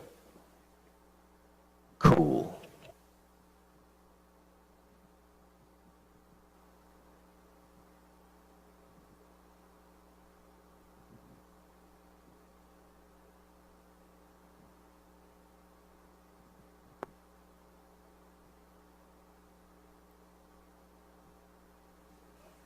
Hi everyone, my name is Lynn Baumgartner. I am the housing analyst at the Town of Truckee. I'm here to talk about workforce housing. I also have Isaac Landman from Placemate and Heidi Alstead, who is with the Tahoe Truckee Workforce Housing Agency. So what is workforce housing? I'm going to give a very general definition because all sorts of entities, agencies, organizations use workforce housing to refer to specific things in their area, but it also has a more general definition, which is housing specifically for households who are employed in a jurisdiction or specific geographic area. Sorry, two at once here. So while that's the very general definition, there are more kind of pieces to workforce housing. It often has an income cap, not always, but often. It often has a requirement for number of hours worked within that boundary. So maybe it's full-time, maybe it's 20 hours a week, maybe it's a certain number of hours over the course of a year, but there's usually some sort of hours requirement. It may have a requirement on the percentage of the income earned within the boundary. So if a household has, two working adults, one works within the boundary, one works without or outside of it, the program might have a requirement that 51% of the income is earned within the boundary. It may have an on-site work requirement.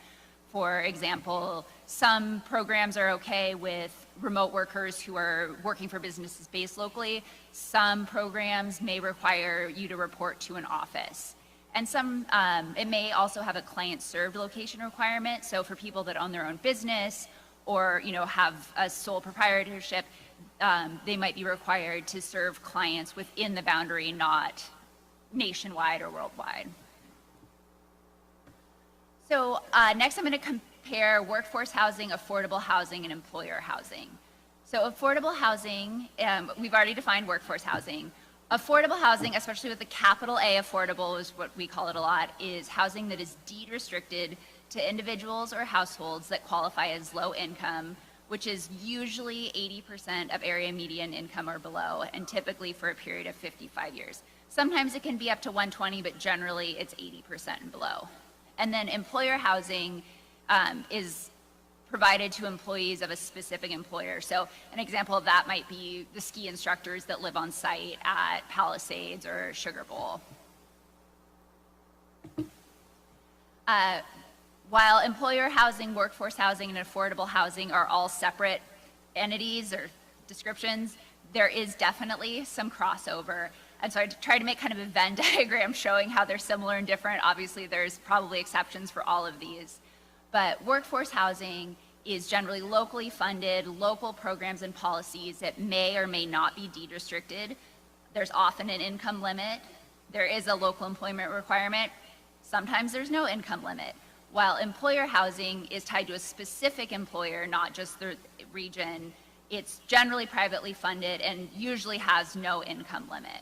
While affordable housing does have that income limit, but it's a specific low income requirement, it's state or federally funded and is generally always deed restricted.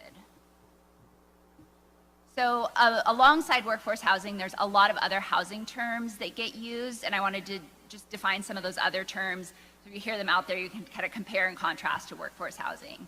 So achievable or attainable housing refers to housing for the middle income households who make too much to qualify for traditional subsidized housing but cannot afford market rate housing.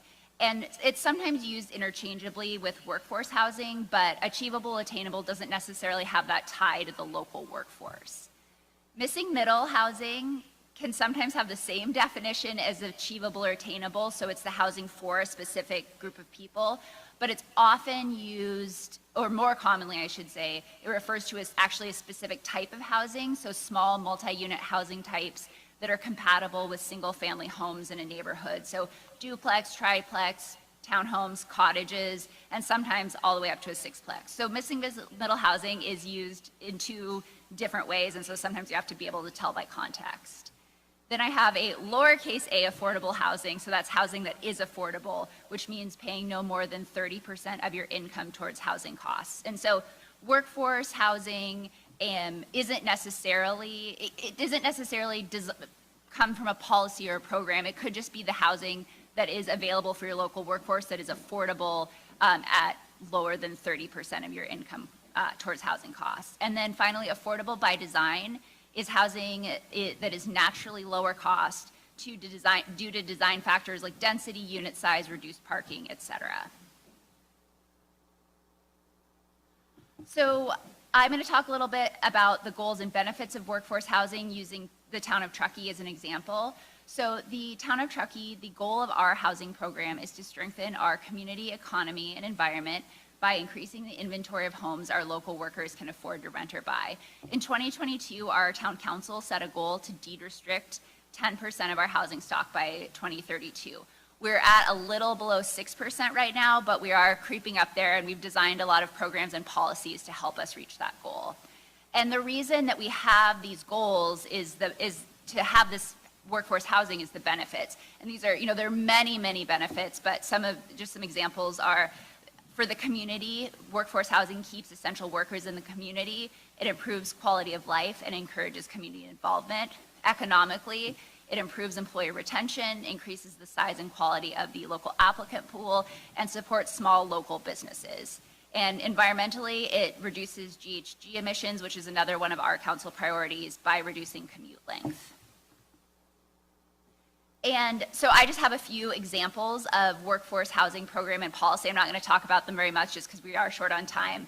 But for example, rental programs like Lease to Locals and Rooted Renters, which my colleague Isaac is going to talk more about. Lease to Locals exists in Truckee, Eastern Placer County, South Lake Tahoe, Washoe County, other places in California and nationwide, which is really awesome. There's home purchase assistance programs for workforce housing, so different than the traditional first-time home buyer that have a much lower income cap. So the Truckee Home Access Program is our deed restriction program. Placer County has a workforce housing preservation program. The Marta's Fund Down Payment Assistance is a local foundation that does first down payment assistance program. There are developer programs out there. Homegrown Housing is one that we're currently developing in Truckee, or the funding mechanism exists for developers building new workforce housing, and my colleague Yumi is working on a development code piece of that for workforce housing as well. And Placer County has Launchpad, which is another program for new development. And then finally, workforce housing policies like the Truckee's inclusionary and workforce housing requirements, and Placer County has an employee accommodation ordinance and fee for new development. So there's just a few quick examples, and now I'm going to pass things on to Isaac. Can everyone hear me? Great.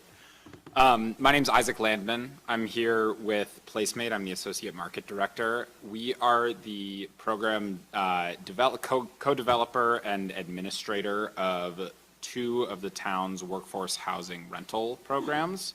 One is called Lease to Locals, one is called Rooted Renters. I'm here to talk a little bit about Placemate as an organization and then give you a little bit more details on these programs as well. So Placemate has a vision as a, oh shoot. I'll click this way. Thank you. Placemate has a vision of a world where communities thrive because local employees can find stable housing. And we are working towards that vision by trying to accomplish our mission of helping local employees secure housing in tourism-based communities, economies, through innovative public and private partnerships like the one we have with the town of Truckee and across the country. So to get a little bit more specific about our work, we explain what we do as being an operational implementation partner. The story of Placemate really mirrors the development and growth of our programs in the town of Truckee. So we have helped to develop two programs, Lease to Locals and Rooted Renters, that we also administer with the town. And I'll get more specific about what that means. So Lease to Locals is our long-term rental conversion program. It provides property owners with a financial incentive, a one-time cash grant, to convert their unit to be a new seasonal or long-term rental for local workforce members. And Lease to Locals allows local governments, the town, to efficiently accomplish workforce housing rental goals by tapping into the existing housing stock as a workforce housing solution. So to be more specific about how Lease to Locals works, in order to participate if you're a homeowner, your property needs to be located in the town of Truckee, and it cannot have been a long-term rental at any point in the last 12 months. It can't have had full-time tenants, again, because Lease to Locals is focused on that long-term rental conversion, getting property owners to start long-term renting. If you're participating, that means you're renting to a household of at least 50% locally employed adults. And our definition of someone who's locally employed is someone that works at least 20 hours per week within the Tahoe-Truckee Unified School District geographic boundaries. And that's actually a broader geographic boundary than the town of Truckee. That stretches from Tahoma up into Truckee, over through Soda Springs, and down through Kings Beach. So again, if you work for an employer that's in that area at least 20 hours a week, you'd be considered a qualified tenant. There's also an average income cap that cannot exceed 150% of the area median income. So Lease to Locals is focused on that missing middle housing, achievable housing. Because these are local funds, they can be used above the affordable requirements. And then if you're participating in Lease to Locals, you can either sign a seasonal lease, so a 5 to 11 month lease, or a long-term lease, a 12-month or longer lease. And you can rent your property at or below $3,500 a month. That's a blanket rent cap, regardless of unit size. So I'm displaying here the incentive amounts for Lease to Locals. The incentives vary based on, again, the length of the lease that you sign and the number of qualifying tenants, so the number of local workers that you're renting your property to. They max out at 4 incentives regardless of lease length. And the other detail I'll highlight again is that these are a one-time deal. They don't roll over lease after lease, year after year, because Lease to Locals is focused on getting property owners to start long-term renting. And once you receive your full incentive payment, you essentially graduate from Lease to Locals, and there's not additional incentives after that point. So we've been administering Lease to Locals with the town since 2020. We're currently in our 6th year of program operation, and we're nearly at 240 properties who have participated. That's getting up to close to 600 people housed, and an average rent per property of just over $2,500 per month. An average rent per bedroom of just under $1,100 per month. So, even though we have that $3,500 a month rent maximum, owners are still setting a rental price that's appropriate for smaller units, which also speaks to how the Lease to Locals program works in the broader housing market. It allows property owners to decide what's fair for them, and it's an attractive way to participate in the program. The one other detail I will highlight here is we have an average adult income of just under $60,000 per year. So just because there is that 150% area median income average maximum, the program is still on average serving a much lower income population. Another stat that we're really proud of with the Lease to Locals program is of the 198 properties that have graduated from the program, meaning their lease term is up, they've received an incentive to convert their unit to a long-term rental, and then that lease term ends. At the end of that lease term, we ask the owners, we ask the tenants, hey, what are your plans? What are you going to be doing going forward? And 71% of those respondents answer that they're planning on continuing to long-term rent. And so to go back to my previous slide, where you see this average incentive per property of $7,700, it highlights how efficient this use of government funds really is, in that you're investing $7,700 to get a property to start long-term renting, and then that's actually going further than just that one lease term. So compared to the cost of building new units, this is a really efficient and fast way to create housing that's relatively modestly affordable. So I'm going forward too. So the last program I'll highlight that we've worked on with the town is called Rooted Renters, and Rooted Renters really started as the development of Rooted Renters began from the feedback that we've received through Lease to Locals in speaking to owners that were already long-term renting, who said, hey, you're providing these incentives to property owners to start long-term renting, but I've already been renting, I've already been quote unquote doing the right thing, and the pressures on me are getting higher. There's more financial pressure than ever for me to move to something else and stop long-term renting. Can you help me out? Can you develop a program for my situation?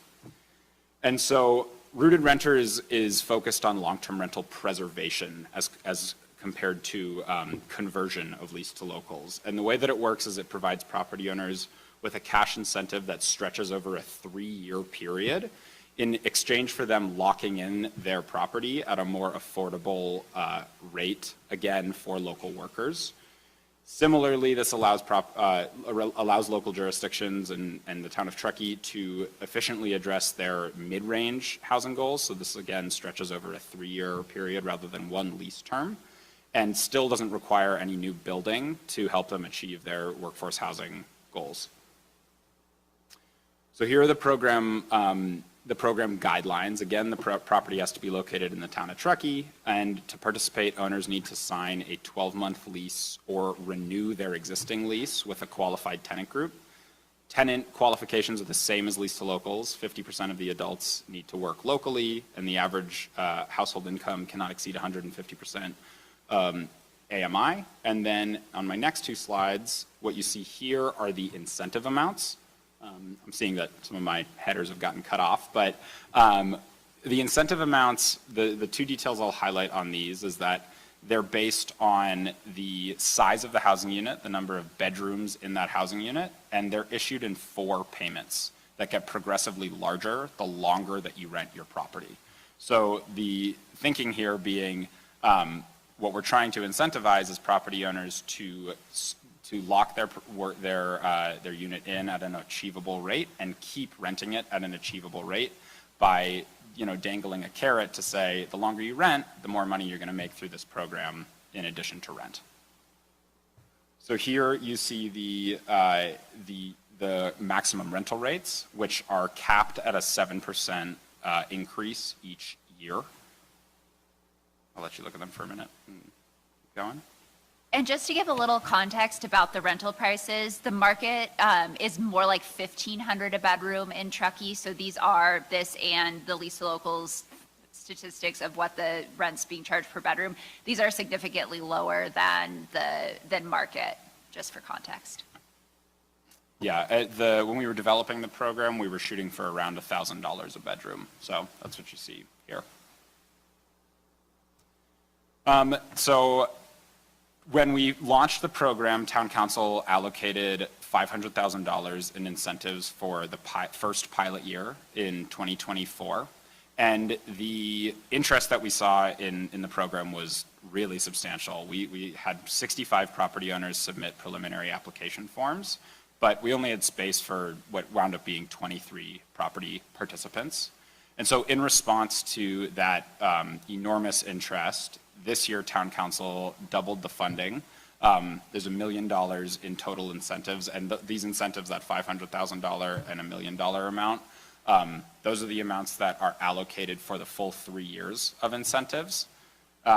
This year, thus far, we've received 83 property applicants. We're still in the process of working through all of the applicants, and we're projecting that will provide enough funding, or the funding that has been allocated will go out to around 45, 46 property participants. So this is my last slide. These are the results thus far of Rooted Renters. We've had 54 properties participate, housing 133 people. The average rent per property is similar to lease to locals, a little less, still under that $2,500 a month amount. And the incentives are on average larger than lease to locals, but the amount of housing that's being incentivized with these grants is a 3-year period as opposed to 1 lease period. And you do see a slightly higher average annual income per tenant, but it's still far below that 150% area median income amount. So we're expecting these stats are going to rise as we continue admitting applicants to the program. Thank you.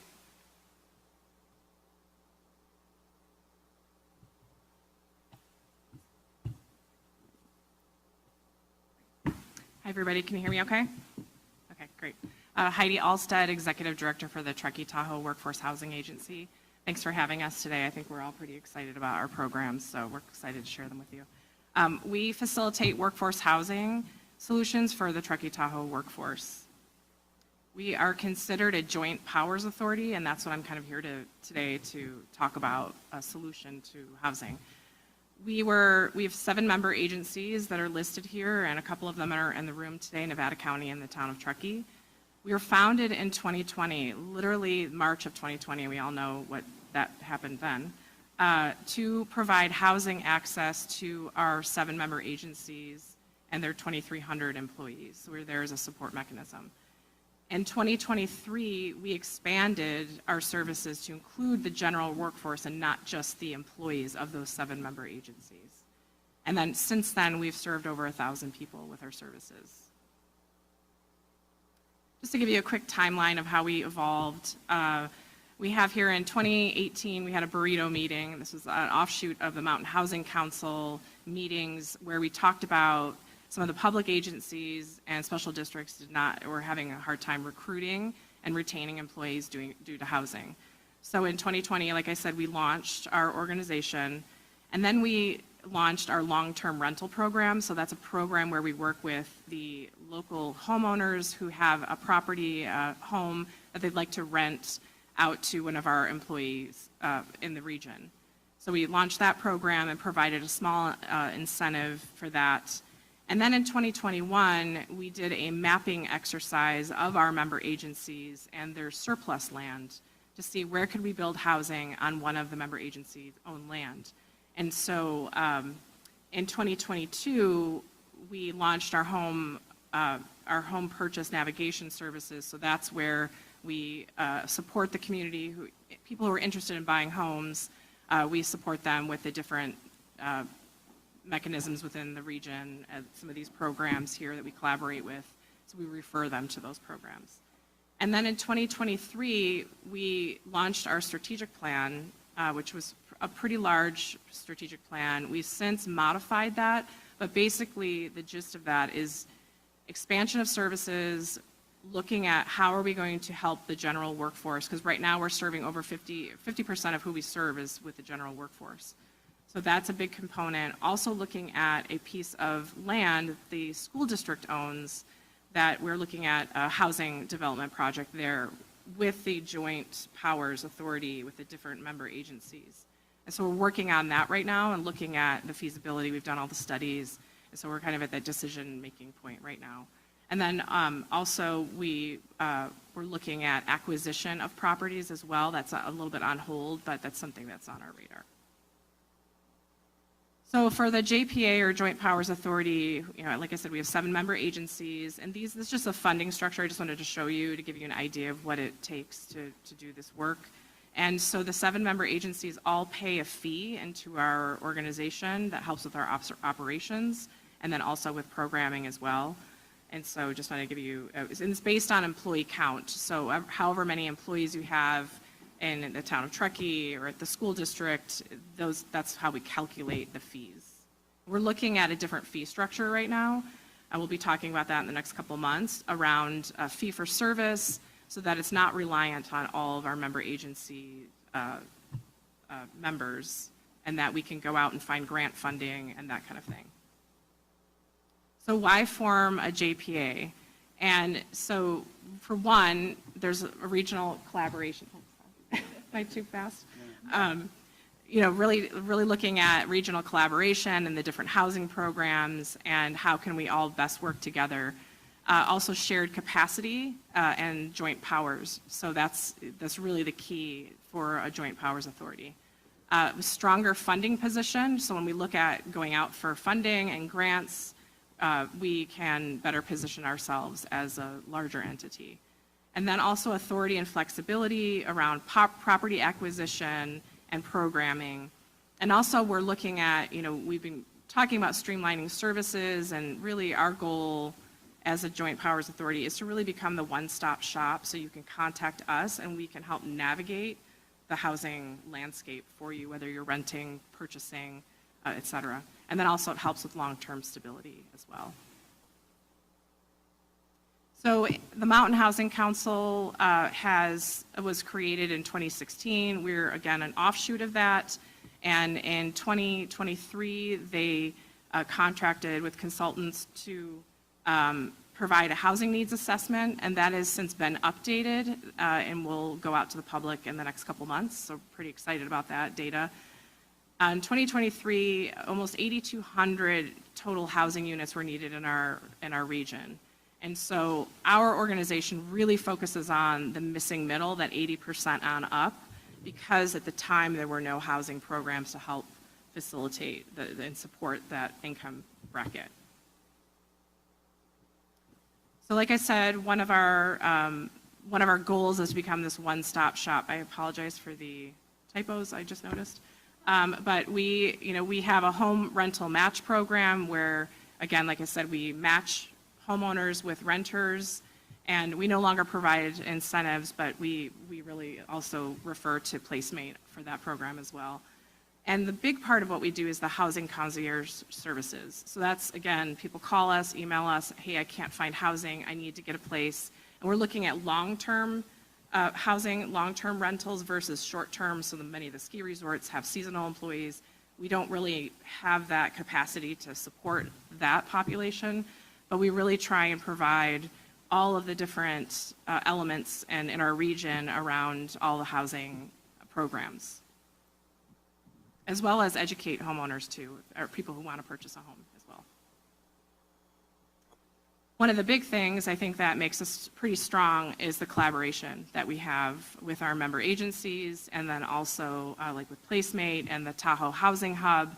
Again, we refer all of, anything that people need, we refer out to these other agencies, and also still work with the Mountain Housing Council, which is sunsetted, but the Community Foundation continues to play a big part in our community around housing as well. That's all I have. Thank you.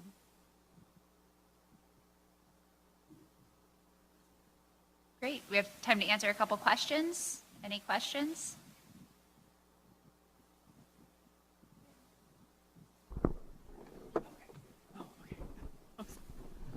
In terms of housing market, I'm a firm believer in open market, supply and demand. The more housing supply you can provide, the more housing's available, prices go down, more affordability, even at the lower end. Has there been any analysis of how your efforts have achieved maybe more lower income housing availability? I mean, one of the things we say is, there's not going to be one solution that solves all the housing issues in our region. It's everything's just a tool in the toolbox to help go towards it. One of the things we have seen, it's anecdotal, but when we started doing lease to locals with that $3,500 rent cap, we saw rents on the open market go closer to that $3,500 rent cap because people were like, hey, I can get this place for $3,500, why not this place? So we did see some, especially of that like 3-bedroom home size go around that $3,500. One of the things we do have as a housing program, as I mentioned, homegrown housing, which is a new development for workforce housing. So the idea behind that program is for developers who want to build workforce housing. So we have an income cap for that one at 180% AMI, so higher than the state or federally funded programs, but still, but still not completely open market. And so they can get up to $110,000 per unit to deed restrict their new development to 180% AMI and the local worker requirement. And we are actually in process with our first project through Homegrown Housing. I think Yumi may have mentioned it. It's a partnership between the town of Truckee and the developer on some town-owned land, and it's going to be 12 units, 2 low income to meet our inclusionary requirement, and 10 that will be deed restricted through that new program. And we're hoping that it can be a model for future development in the region to just help get some of that new housing on the ground that is, right in that middle, that doesn't quite pencil compared to traditional affordable low-income housing or full open market, higher end homes. And so that's what that program's doing, while the other programs like Lease to Locals are taking the homes that already exist. As you mentioned, we have close to 50% vacancy in Truckee due to many of the homes being for seasonal or occasional use. And for the people that aren't using them for vacation rentals, something like Lisa Locals helps, maybe get over that hump of letting it sit empty or only short-term renting it or whatever. And, sometimes we call it an extra large security deposit to get people in that long-term rental market as well.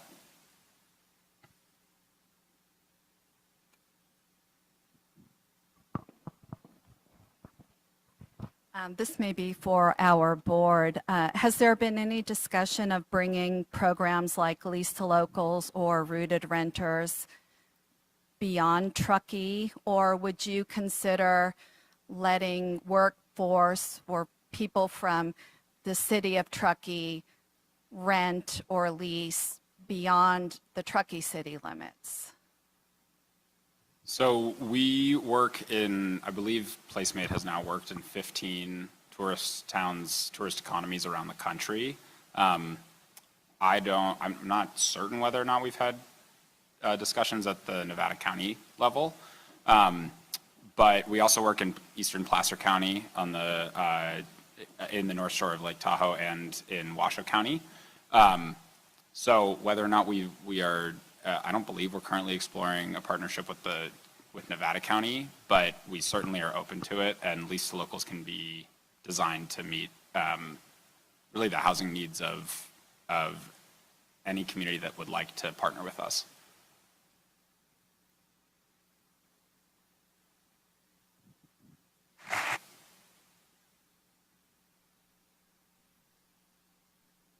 Thanks to Lynn and Isaac and Heidi.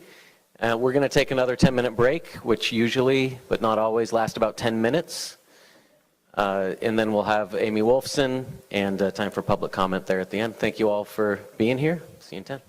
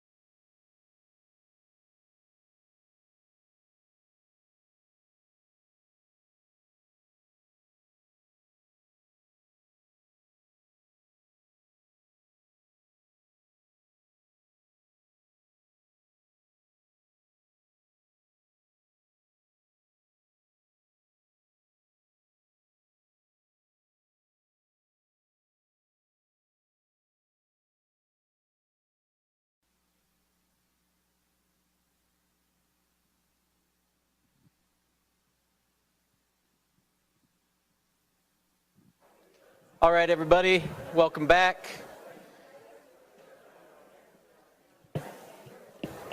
Hi, Joan. Thank you.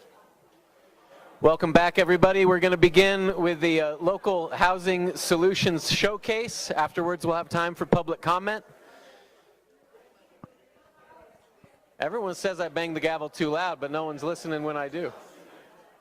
Scared Joan. Could everybody take their seats, please? The mayor's called the meeting back to order.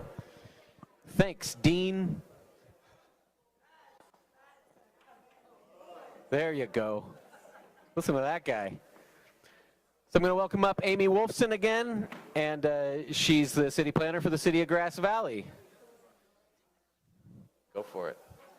She's going to invite up some folks. Amy Wolfson, everybody, and then some public comment.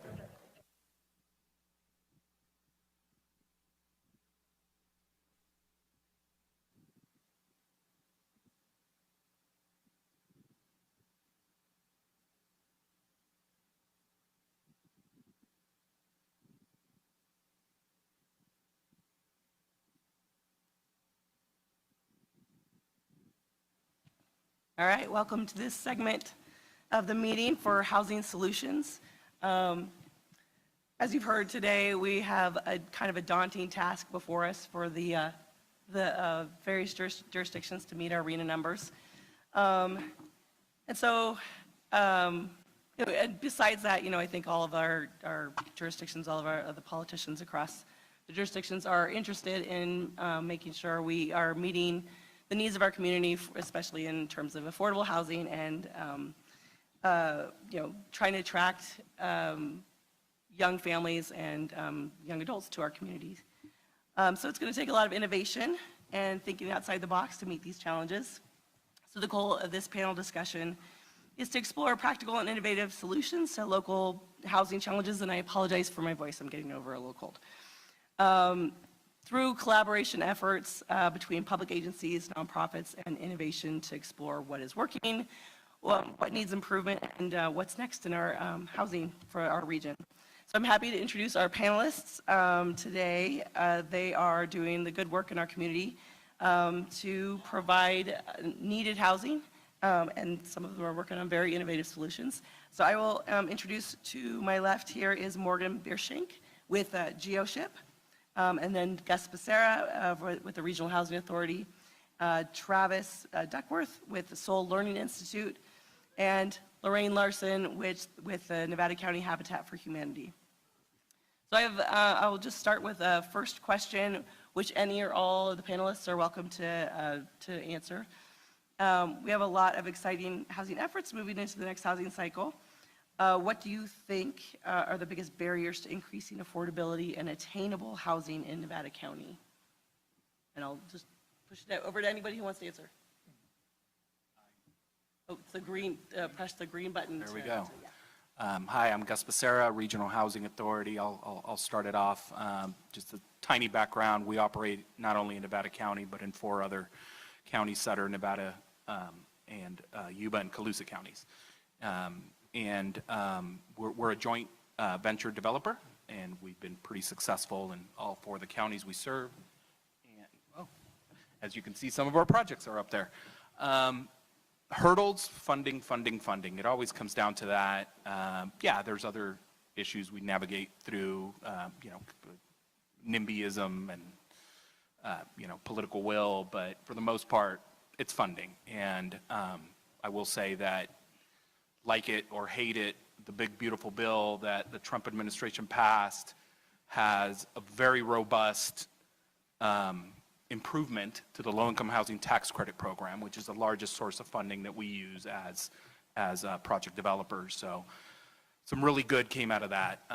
The bad thing is that on the state side, the funding is dried up. The last bond from 2018, there's no more funding left over. So if anybody's familiar with state HCD's calendar of notices of funding, there's only breadcrumbs. So I would say right now we're looking good on the federal side, and in the future, not looking so good on the state side. And sorry, I forgot to mention, please go ahead and introduce kind of the work that you guys are doing in addition to talking about the barriers, because some folks might not be familiar with all your projects.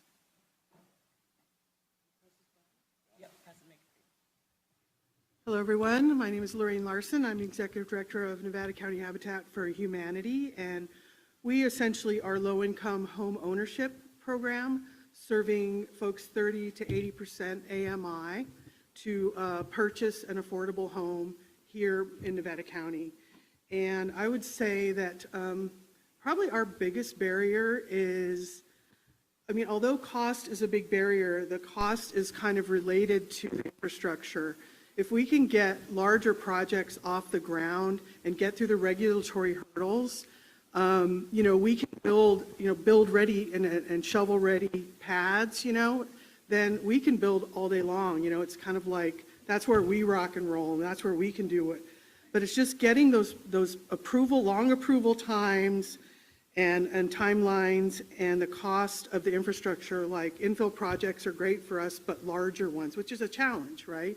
And so those infill projects that, where are the utilities? Are they a million miles away or are they close? All those things make a big difference. And so those are our biggest barriers. This community really is great about supporting the construction of a home, but all the stuff that's not very exciting, like moving dirt and digging to get the sewers in, aren't sewers interesting and exciting? That's the stuff that's our biggest challenge to get our projects moving. I'll just use it as an opportunity to say hi. I'm Travis with Soul Learning Institute and Soul Village and Soul Tiny. And we build custom tiny homes. And I launched that business as a teacher in the community to showcase how businesses can operate a little more kindly, a little bit more generously, a little bit with a smaller bottom line. And we are using it as a platform to now build a co-housing community within city limits because of the infrastructure costs. 50 to 100 homes ranging from 400 to 1,500 square feet for families. And for those exiting the workforce, so we can free up some of those larger homes from people that are just one or two people living on them. And we're doing that through a bunch of community efforts. One of the most exciting things is how we fund that. So I'd say like funding is a huge issue for us, but for us it's mostly that there's not a legal infrastructure in place. We are raising our capital through the community to build homes for people by people. We started off by, we're raising a couple $100,000 through leveraging my assets at 10% return. And we have one of our local judges wrote that paperwork. We have some of my high school students involved throwing in $500 at a time. And we're getting up close to $1 million of funding raised in that way, but that's not enough to do the housing development that we're doing. So we're looking at other legal ways for us to start taking in assets. My goal is to try to keep money in the community. If I buy a $500,000 house from you, I'm going to spend 500 grand that's going to go in your pocket, and the other 500 grand is going to leave our community through a mortgage lender. And so residential construction is a huge leak in keeping money in our local economy, and so raising money for people is a big part of what we're doing. Infill projects and getting that piece in place is the next thing that we're going to be handling. We are keeping a couple of like non-negotiables for this co-housing community, and one of them is that it has to be within city limits or has to be annexable by the city, because that's the only way we can pencil it out for the sewer treatment, septic treatment issues. When we get into county stuff, even with this tiny house ordinance that we just passed, it's too expensive to do anything of scale. Buying a piece of property, running utilities to it, putting in a $10,000 to $60,000 septic system, and that septic system being the biggest one, is our hurdle. As far as regulatory issues to address that I would love to see in our next policy initiatives are to work with environmental health to allow for alternative toilets, such as incinerator toilets. I'm a big fan of composting toilets at some scale, but they have a risk of E. coli getting into our waterways. Incinerator toilets don't.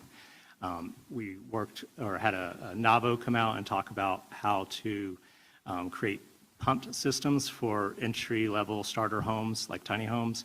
And in a traditional setting, they're coming out every 2 to 3 weeks at $600 per pop. If we can do alternative toilets and gray water systems a little bit more easily, then we're coming out every 6 months, and that makes it more affordable.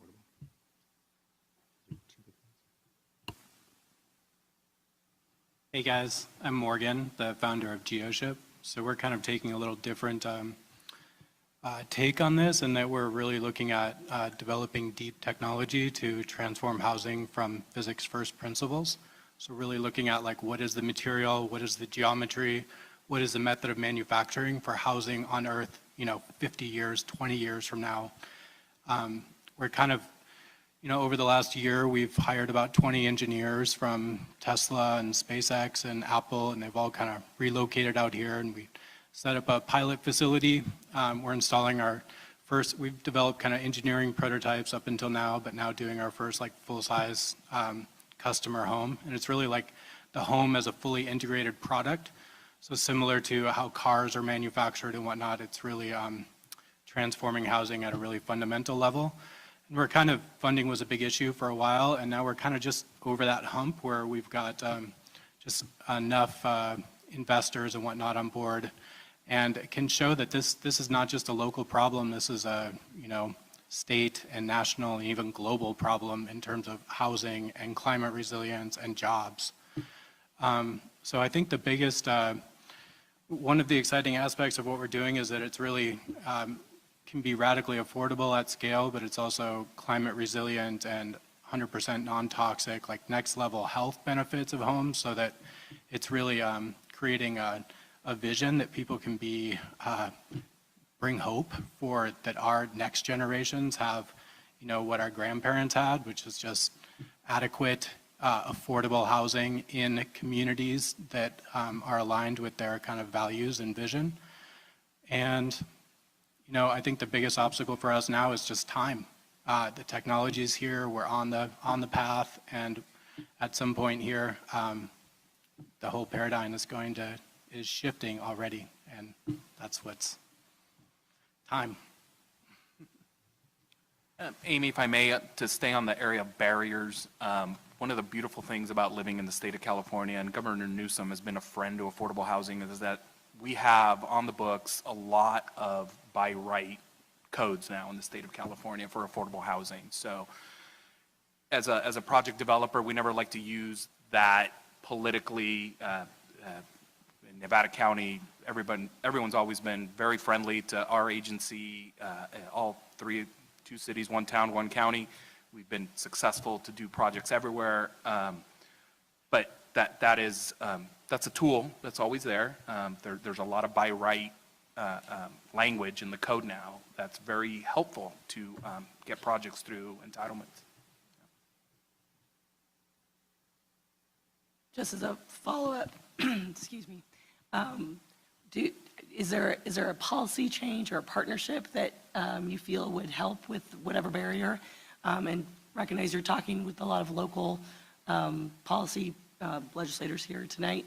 So if there are local policies or partnerships that would help you guys achieve success and get over those barriers, is there something you'd like to suggest to our politicians here tonight? Sure, I'll start with that one. I think partnerships and policy is kind of what happens when hearts and minds are in coherence, when we're aligned on what we want for the community. And I think just having open dialogue and conversation to kind of align our intention is the beginning. And then the partnerships really come out of that. And of course, there's many different partnerships, opportunities, I think, for public and private that can really help us alleviate this challenge quicker than we can imagine. I have no suggestions. We've been very successful in both in the unincorporated and in the town of Truckee and Nevada City and Grass Valley. I mean, you showcased a few of our projects up there: Cashin's Field, Lone Oak, Brunswick Commons. We broke ground with Pacific Crest Commons. I mean, you guys have rolled out the red carpet for us, so I'm good.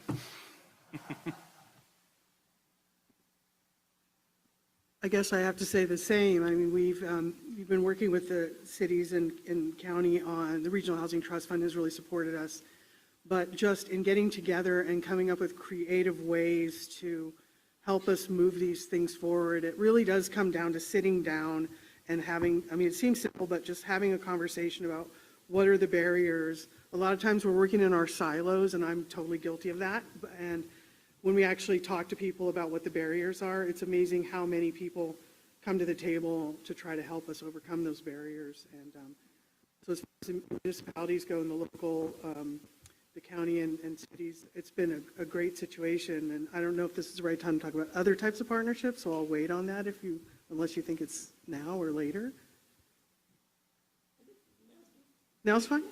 So I think one of the things that would really help us, we want to, once we get our projects where we need them to be, accelerating with partnerships with local businesses who are looking to invest in workforce housing and who want in the community. But I have the real privilege of working with a lot of habitats across the country and a lot of the innovations they've come up with and being able to tap into that. And Habitat has a state support organization, California, Habitat California, and a lot of habitats increase and accelerate and build more affordable housing by having creative partnerships with developers or contractors in the local area. And so what Habitat can do is attract those incentives to make that worthwhile for them. And it's not just a financial incentive, it's also like keeping your folks going, keeping your people building, keeping your people working. And to come up with that to help us build alongside of others who are more community-minded and who want to help us build more homes for this type of group.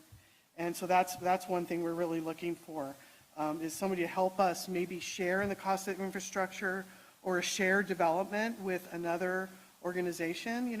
Something very interesting came up just yesterday in Truckee that I'm not going to say anything about because I don't want to jinx it, but this could lead to something big there, but we would need to have a robust partnership with another developer or group of contractors that wants to kind of work alongside Habitat to make a range of affordable housing, not just what we do at this level, but maybe even that missing middle that everybody's talking about.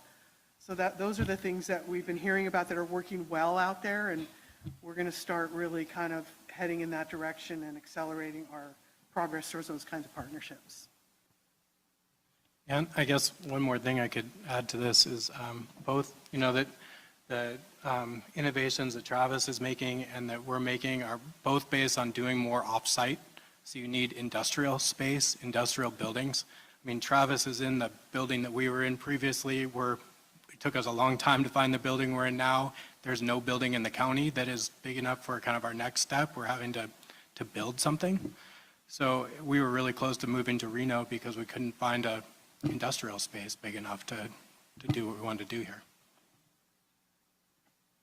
Yeah, I think I can just basically echo most of what everyone's saying. Yeah, we're in the old GeoShip building, we're growing out of it, and it's tough to find a spot to go into. As far as partnerships go, I always have used the analogy, I think humans have this innate desire to play a role in their village and their community, and I think that that's the same with municipalities or organizations. I'm a big fan of kind of having a discussion, talking through things, and then shutting up and going and doing the work. And so we're doing it, and if anybody wants to jump in and be a part of it, there's a wide open door there, and I usually just put out that invite to continue to share what we're doing, and then people can find a way to plug in and be a part of that. So I leave it to you to see where you might play a role. And then, yeah, partnerships outside of, municipalities and stuff, unofficially very much, we're talking with Sierra Memorial to expand their doctor and nurse program, traveling program. We're working with Briar Patch, or talking with Briar Patch about creating employee housing. I just had a conversation yesterday with KVMR about having donors purchase some of these homes so they have reliable income after their funding just got gutted. There are ways for us to do this as a community. And then there's amazing partnerships, since we're talking about that, I like creating a skeleton that feasibility does something fundamentally needed, like housing, and then building off and fleshing that out. So we're working with the Curious Forge to curate 100 different mural artists to put together a portfolio for people that move into the community to choose one of the murals that goes on each of the buildings so that we can highlight local artists as people come and visit what we're doing. We do a lot of open houses. 90% of the people that come to our open houses don't buy a $150,000 tiny house, but they might hire one of our electricians when they do their next remodel, or they might hire a Marie Sol who did this gorgeous walnut table a little while ago. Like, we can support each other in the things that we do. And again, it's just, for me, it's an open invitation. And so, yeah, be a part of what we're doing. We're just going to go ahead and do it, even if you're not. So, but be a part of it. That's fun. Okay, I've got a question specifically for Gus. The Regional Housing Authority they are able to leverage a lot of different funding sources, and I wonder if you can just talk a little bit about that, because I'm not sure. I've seen it, in my capacity in Nevada City, and I was amazed at how you guys connect all the pieces. But I wonder if you can just talk about that to this group here. Sure. It's not easy, and it's getting harder. But any multifamily rental project starts at the local level. And step two, if you may, is always looking for state financing before we go in for tax credit financing. And if there is no local leverage, then we just don't proceed, because we're not going to get anywhere. And so we've been very fortunate in partnering with the cities and counties here on different ways of applying for HCD money, using local money.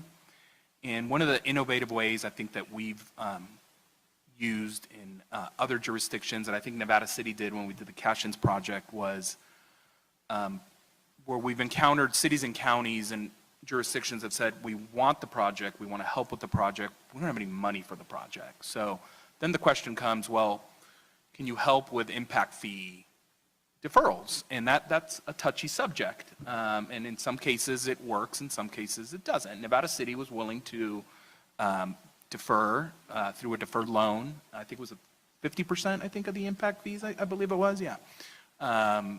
Over a 55-year period. And that sounds crazy, but that's the only way it's going to work as leverage. They loan back the value of those funds. It's secured through a deed of trust. You're in a lien position as a municipality. It accrues interest. And we've talked to school districts about doing that before. Hasn't worked here in Nevada County, but it has worked in Sutter County. It's worked in Yuba County, where school districts have done the same thing. So now they've become partners in building affordable housing. So that's one of the innovations, but I guess I would always say it starts here, at the local level. If there is no money for us to go after state and federal money locally, or land, or in some cases as a housing authority, we can commit some vouchers, although we are running out of those. But that's where it starts. And if there's no money at the local level, it's hard for us to proceed.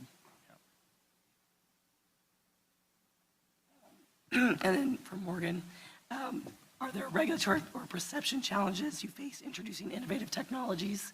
I imagine it can be difficult to introduce, a very new way of looking at housing to a community. And so what do those kind of challenges look like?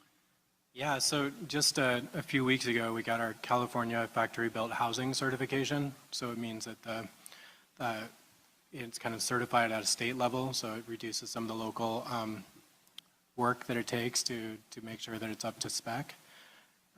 And so that was a big thing. It also enables us to build homes really fast. So we're talking about 3 or 4 weeks from foundation to move-in, because we don't have to have a lot of the subcontractors and stuff that you normally have. There's just like one crew of people that can come in and do the whole house from start to finish. And I think, perception challenges, it's kind of funny. It's actually the perception of perception that is the challenge. Like, most people look at it and they're like, hey, I'd live in that, but would anyone else live in that? It's a all ceramic geodesic home. So it's round. It's basically the flower of life in 3D. So it looks different, but it's also, most people actually prefer curved surfaces and whatnot. So it kind of hits on what people are actually looking for, but it's strange. So people feel like, well, I do it, but I don't know if anyone else would. But actually, a lot of people would. So it's kind of the perception of the perception that is the challenge more than the actual, something different.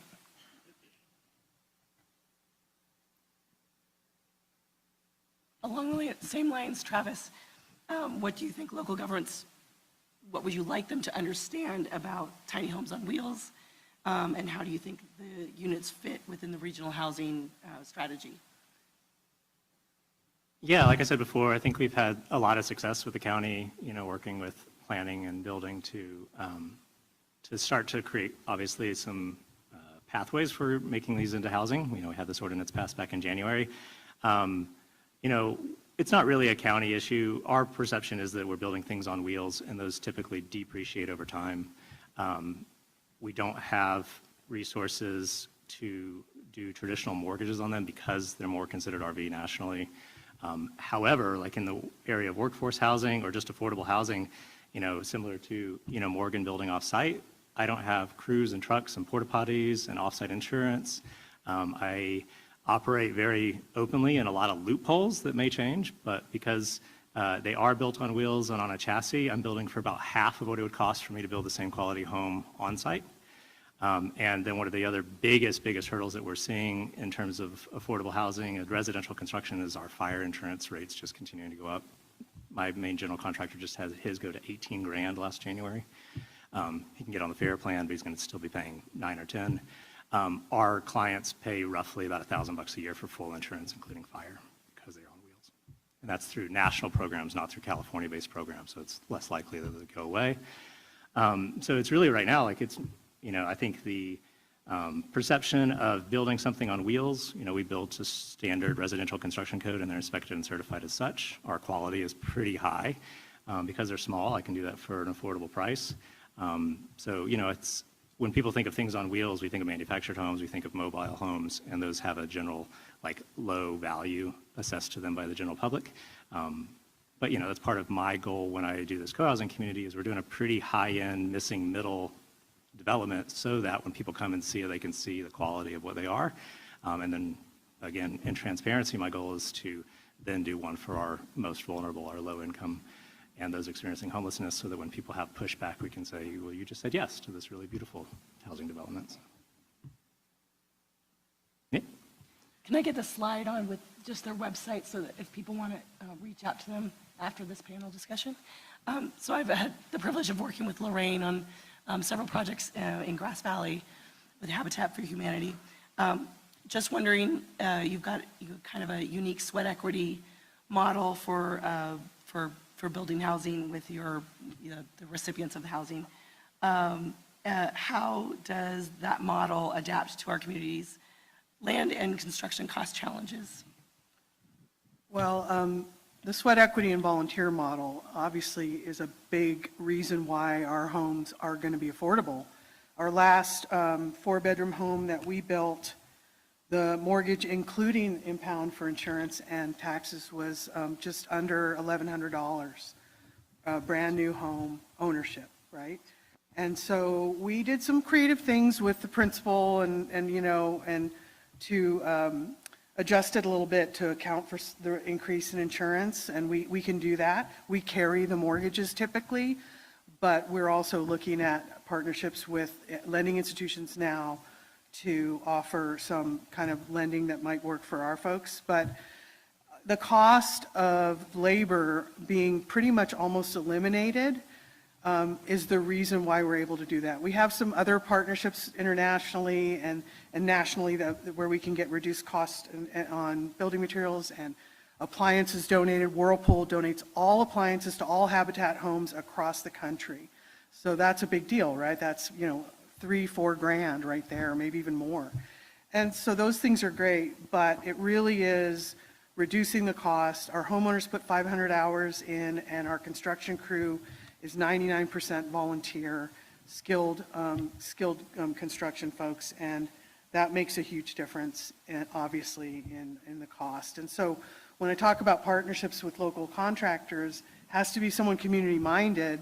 Obviously, they need to make money. I understand that.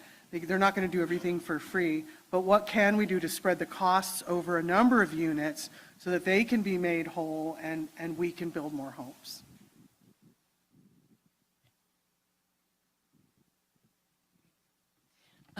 What do you guys, just as you guys can make any closing remarks you want to, but I'd like to hear what you think success would look like in 5 years for each of your respective housing efforts.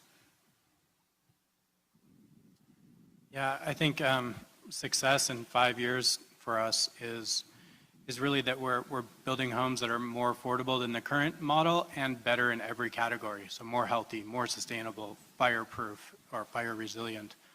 So really actually building homes that are better than anything that's been built in the past and more affordable. And I think over the next 5 years, a lot of our goal is getting to kind of volume manufacturing, which is for us about 1,000 homes a year kind of level. And I think, you know, there's so much changing in the world in terms of AI and robotics and remote work and just the whole, like really understanding what does the next generation, even the current generation, really want in housing and in the community, and actually delivering on those things rather than delivering on something that is maybe more affordable but not as desirable in different levels. So it's kind of becomes more of a stepping stone. We want to skip the stepping stone and get right to you know, what people's highest aspiration is for living in harmony with the land and their family and communities. I would say, keyword, advocate right now. If success for us would be that our pipeline remains uninterrupted, and if the state housing bond that's projected to be on the ballot, we hope in June in the primaries, although the state legislature may push it to November. If that doesn't happen, you know, we're twiddling our thumbs. It is that critical that bond passes. I mean, I can't even tell you how horrible it would be for production of affordable housing if we don't get that passed. So the last bond that passed was in 2018. It was for $4 billion. Those funds are exhausted. This bond would be $10 billion. So success for us is that bond has to pass in order for us to continue the pipeline that we have going on. Without it, I don't know what we're going to do. Yeah, you know, next week we put in an offer for a piece of property. We're already building the homes for that property. So, you know, the 5-year plan is that we've modeled what we're trying to do. And, you know, just in case that was lost, like we're trying to do unsubsidized housing. I believe that's really something that can be replicable. It's not relying on grants. It's not relying on HCD funds. It's able to be done by the community and for the community in a way that everybody wins, where there's a return back to the community. And so for me, in 5 years, we've modeled not only what a business can do that can be inspiring to other local businesses. We're working with RERC and Sierra Commons to model the way we operate so that when the next small business wants to open a new shop or launch a new product, they raise that capital within the community. So it gives back to the community. And then this co-housing community, you know, like Morgan, you know, said, like, what are the needs of people? Like, we are disconnected right now. Let's create communities of communities within communities. And so this co-housing community being a model that shows some of these beautiful silos of Nevada City and Nevada County that are separated. We have our In Concert Sierra Hall, our fine arts, we have our downtown music scene, we have our local, you know, visual and muralists. We have all these incredible, wonderful communities, our local farmers here, and we can showcase those within this co-housing community, and then that be an inspiration for other communities to do with what they will with it that makes sense in their community. So for me, it's always been to model so that it can exponentially grow. You know, when I was an old teacher, I used to teach teachers, and having 30 kids in my classroom versus having 30 teachers that each had 30 kids in their classroom is a really big difference. And so for me, 5 years from now, we've really created a successful model to be inspiring for other communities around the country. 5 years from now, maybe I'll be retired, I don't know. But that's it, I don't know. 5 years from now, I mean, what I would like to see is that Habitat has enough buildable land to figure out what is the maximum number of homes we can get to per year, right? So larger projects with all ready to go, all build ready, so that we know that we can just keep on building and not have that ever be interrupted. And that what is the maximum we could do? We've never hit that because we've always run into some kind of barrier or roadblock, or delay in a project.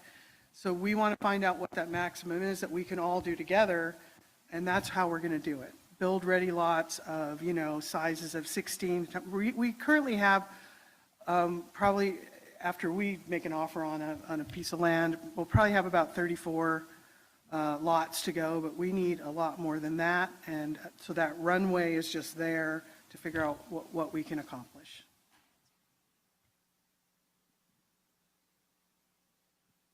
Before you cut us off, I'm gonna jump in. I have some breaking news. Just yesterday, we learned that the Tax Credit Allocation Committee is recommending our second phase of the Lone Oak Apartments in Penn Valley for funding. That's 31 units of housing for seniors, age restricted 62 and over. The official meeting of the state is November 19th, but that's typically just a rubber stamp. So unofficially, we're being recommended for funding. The county has already committed upwards of $1 million from some variety of funding sources. We have some state home committed to it. If we are officially awarded November 19th, we'll close our financing April, May, start construction immediately thereafter. And those 31 units for seniors should be online in spring, summer of 2027. So pretty excited about that. Yeah. So it sounds like we do not have time for questions, but we do have all their websites up on the screen here, so copy it down, and their contact information is on there. And I want to thank our panelists, not just for being here today, but for the good work they're doing in our community. Thank you.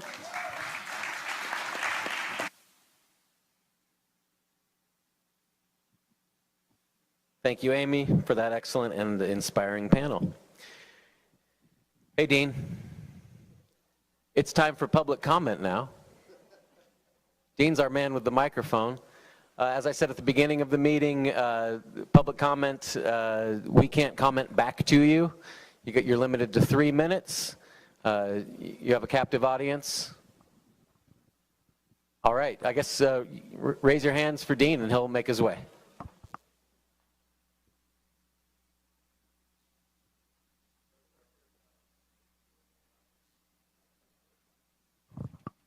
For the record, I'm Gordon Gossage with Regenesis Planet, and I know you guys got a lot of emails, but on Monday, if you're an elected leader or the senior executive officer of jurisdiction, then you got it.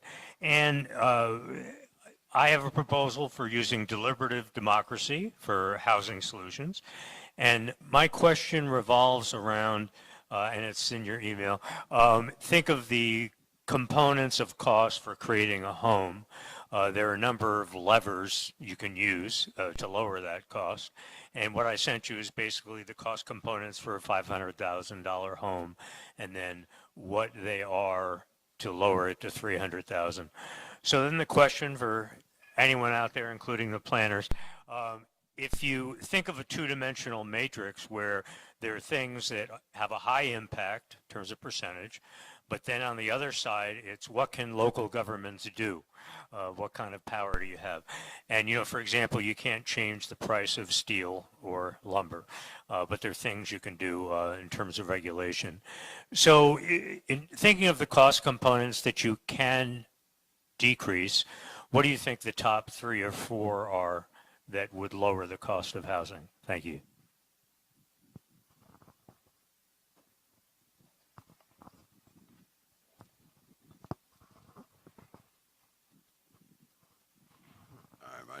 Who am I addressing? Am I on? Okay. Thank you for the meeting today. It was informative. I put together an affordable housing project, an overview of the housing needs of the county last year. And so I had a lot of data from that exercise. And in part, what I found is about 3,000 affordable housing units needed from the top tier of the low all the way up to the very low and the more desperate housing. And the problem that I've seen, and I've been in land development and civil engineering since 1972, so I've seen a lot of this development come online where it would take, maybe a couple years to get through a development project, and that would still drive the developers crazy. And now we're looking at 12 to 15 years. That's average in the state. And the trouble with that is there's not much incentive for developers to develop low-income housing.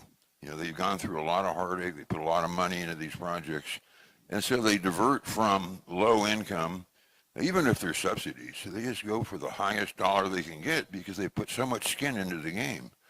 But in addition to that problem, more than 50% of projects approved in the state are challenged, typically by NIMBY groups taking on challenging the EIR for a project. So some of those projects, now that they're approved, they've been challenged, and that adds more cost, more timeline to the thing.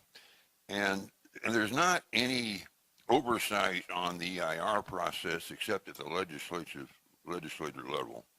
And, you know, something needs to be done at the legislature to rewrite and revamp this EIR process, and as well as address this NIMBY thing. But it's just insane that it would take 12 to 15 years. And I've been involved in the project. It took 38 years and it's still not done. So there are problems with getting land and getting infrastructure available to build any type of housing. And until we can address that, there's a lot of window dressing, you know, lots of great ideas, but we've still got to be able to develop the land itself. So I just ask you to consider some of those things, because the timing is a killer for the developer. That holding costs, all that cost, and there's not much incentive to develop low-cost housing. Now, you can do infill, a few little units at a time, but we need 3,000 units, and it may be more now. But anyway, there's a major problem, and it's not just in this county, it's throughout the state.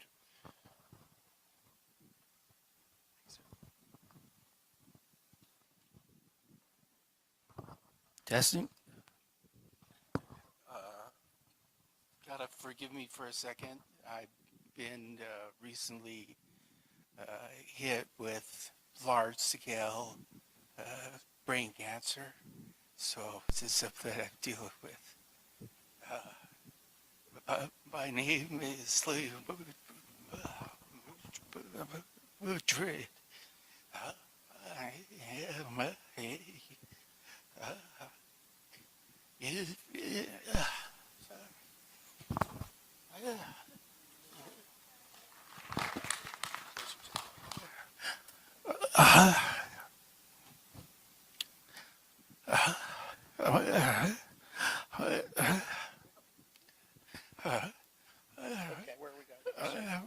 I'm an innovator and a theoretical physicist. Yes. For 10 years.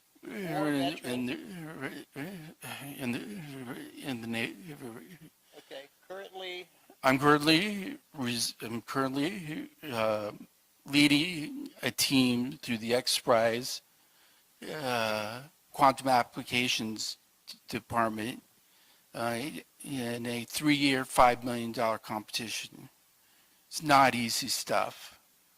I'm one of the leading theoretical physicists in this entire program, and I'm here to file a complaint against Geodome. It's because Eli Call is one of the worst things that ever happened to me. Checking in here back in July, they employ a guy who's a complete psychopath who targets people he doesn't like. And he didn't realize I was in the multiple myeloma program already. And now I owe these 33 stitches to them. I didn't have any of this problem beforehand at all. I was living a pretty robust life. And my project has specific application to the Geodome projects and how to apply that type of technology into homes and top. I'm a certified smart home programmer as well, so I understand that technology very well. I've filed a police report. I'm pushing for some type of follow through with that, and any discussion on how to do that would be appreciated. That's it. Thanks, man.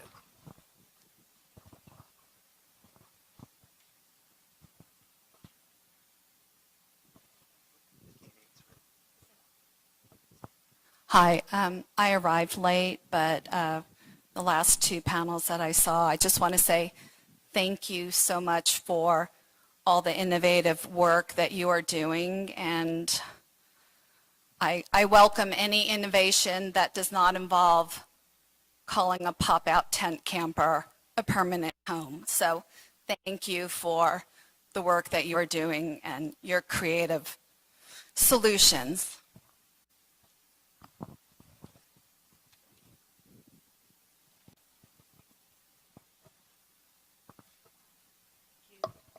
Hi, I'm Tracy. I'm the president of Nevco West Community Land Trust. As some of you know, we build housing that's affordable to middle and lower income people. I came today because, there was a presentation about what is workforce, what is affordable, right? And to me, it's really simple. It's numbers. I mean, the state defines workforce housing as 60 to 120% of AMI. And I guess the question I have to the board and our leaders here is really about priorities, and it's a big range, and I hear Truckee going up to 180% AMI, right? So people at 120% AMI can afford market rate homes. They can afford a $560,000 home. And so my thinking and part of the conversation is, given that funds are really tight and getting tighter and hard, and the resources, whereas Tyler can tell you, they're pretty thin in terms of capacity of human resources that we have. And so, really, what is the priority? What is the income demographic that we most want to serve? And obviously, there's the homeless segment and permanent supportive housing. And outside of that, if we're reaching down into, the lower income folks, which is 80% down to about the 30% AMI. What do we need to do to get there? I am happy to say that the good news is that we've been building homes affordably so that they are affordable to people who are lower income without subsidy. And we've been doing that through social impact investment. Another big help, and we've been looking at this together with the county, is obviously donated land. That takes the cost out. As Lorraine was talking about with Habitat, having those, those parcels that are buildable. On a policy level, one of the big things I think we can do right now, especially for the cities, is to adopt SB 10, which allows upzoning of infill parcels, because the greater the density, the more we can optimize it, the easier it is to reduce the cost per square foot. And because we have so few multifamily zone parcels left, it really is one of the biggest levers that we have right now to reach those lower income housing numbers. And again, without subsidy and without necessarily having to rely on grants. The other piece of that is AB 131, which is the CEQA exemption, which makes it a lot easier to get projects through. So some of those NIMBY forces that were using CEQA stuff to block projects aren't possible anymore due to that state legislation. We have, just as a benchmark, I think the other thing that's important to look at is what solutions are actually affordable to lower income people. We've been building homes in Penn Valley, some of you know, and even in the floodplain, which is a little expensive. Our hard cost, our construction cost is $186 a square foot. And that's paying everybody what they get paid ordinarily. So I think that one of the things we can do as a community, all the different housing folks, is to come around together to look at how we can get those hard construction costs down further to increase affordability. I sent you guys the table with the affordability things in your email, so you'll have it after. Thanks.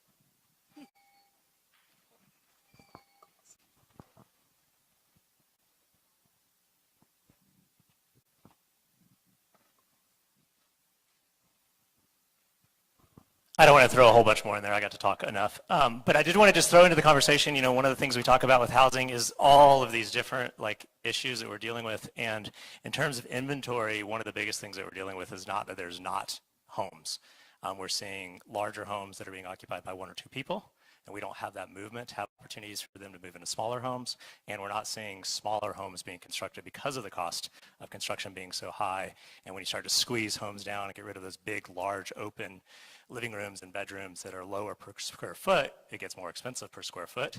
And so, it's not just an inventory thing, it's an inventory of those $200,000 to $500,000 homes. And so, that's really what we're going for. And I'll just throw in another quick plug. Next Saturday, not this Saturday, but next Saturday, we'll be meeting at the Madeline Hellig Library at noon if you want to learn more about what we're doing. That's it.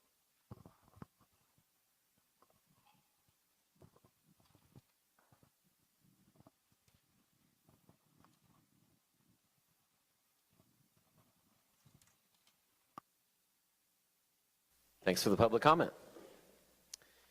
It brings us to our next steps, which is recognizing that Grass Valley is our host next time. Hey, Tim, what are you guys going to talk about? Oh, his mouth is full. We'll figure it out in 6 months. Fair enough. I want to thank everybody from the public and all the jurisdictions for joining us today. I heard some very inspiring things, like that single clap just now. Thank you for the public for contributing your comments there at the end as well, and all the panelists who said some fascinating things I'm going to follow up on. For the electeds and staff, we do have a mixer after this. Please join us up the hill and around the corner.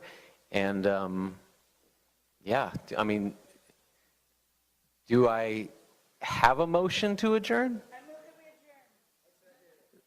I hear a motion in a second. We're adjourning.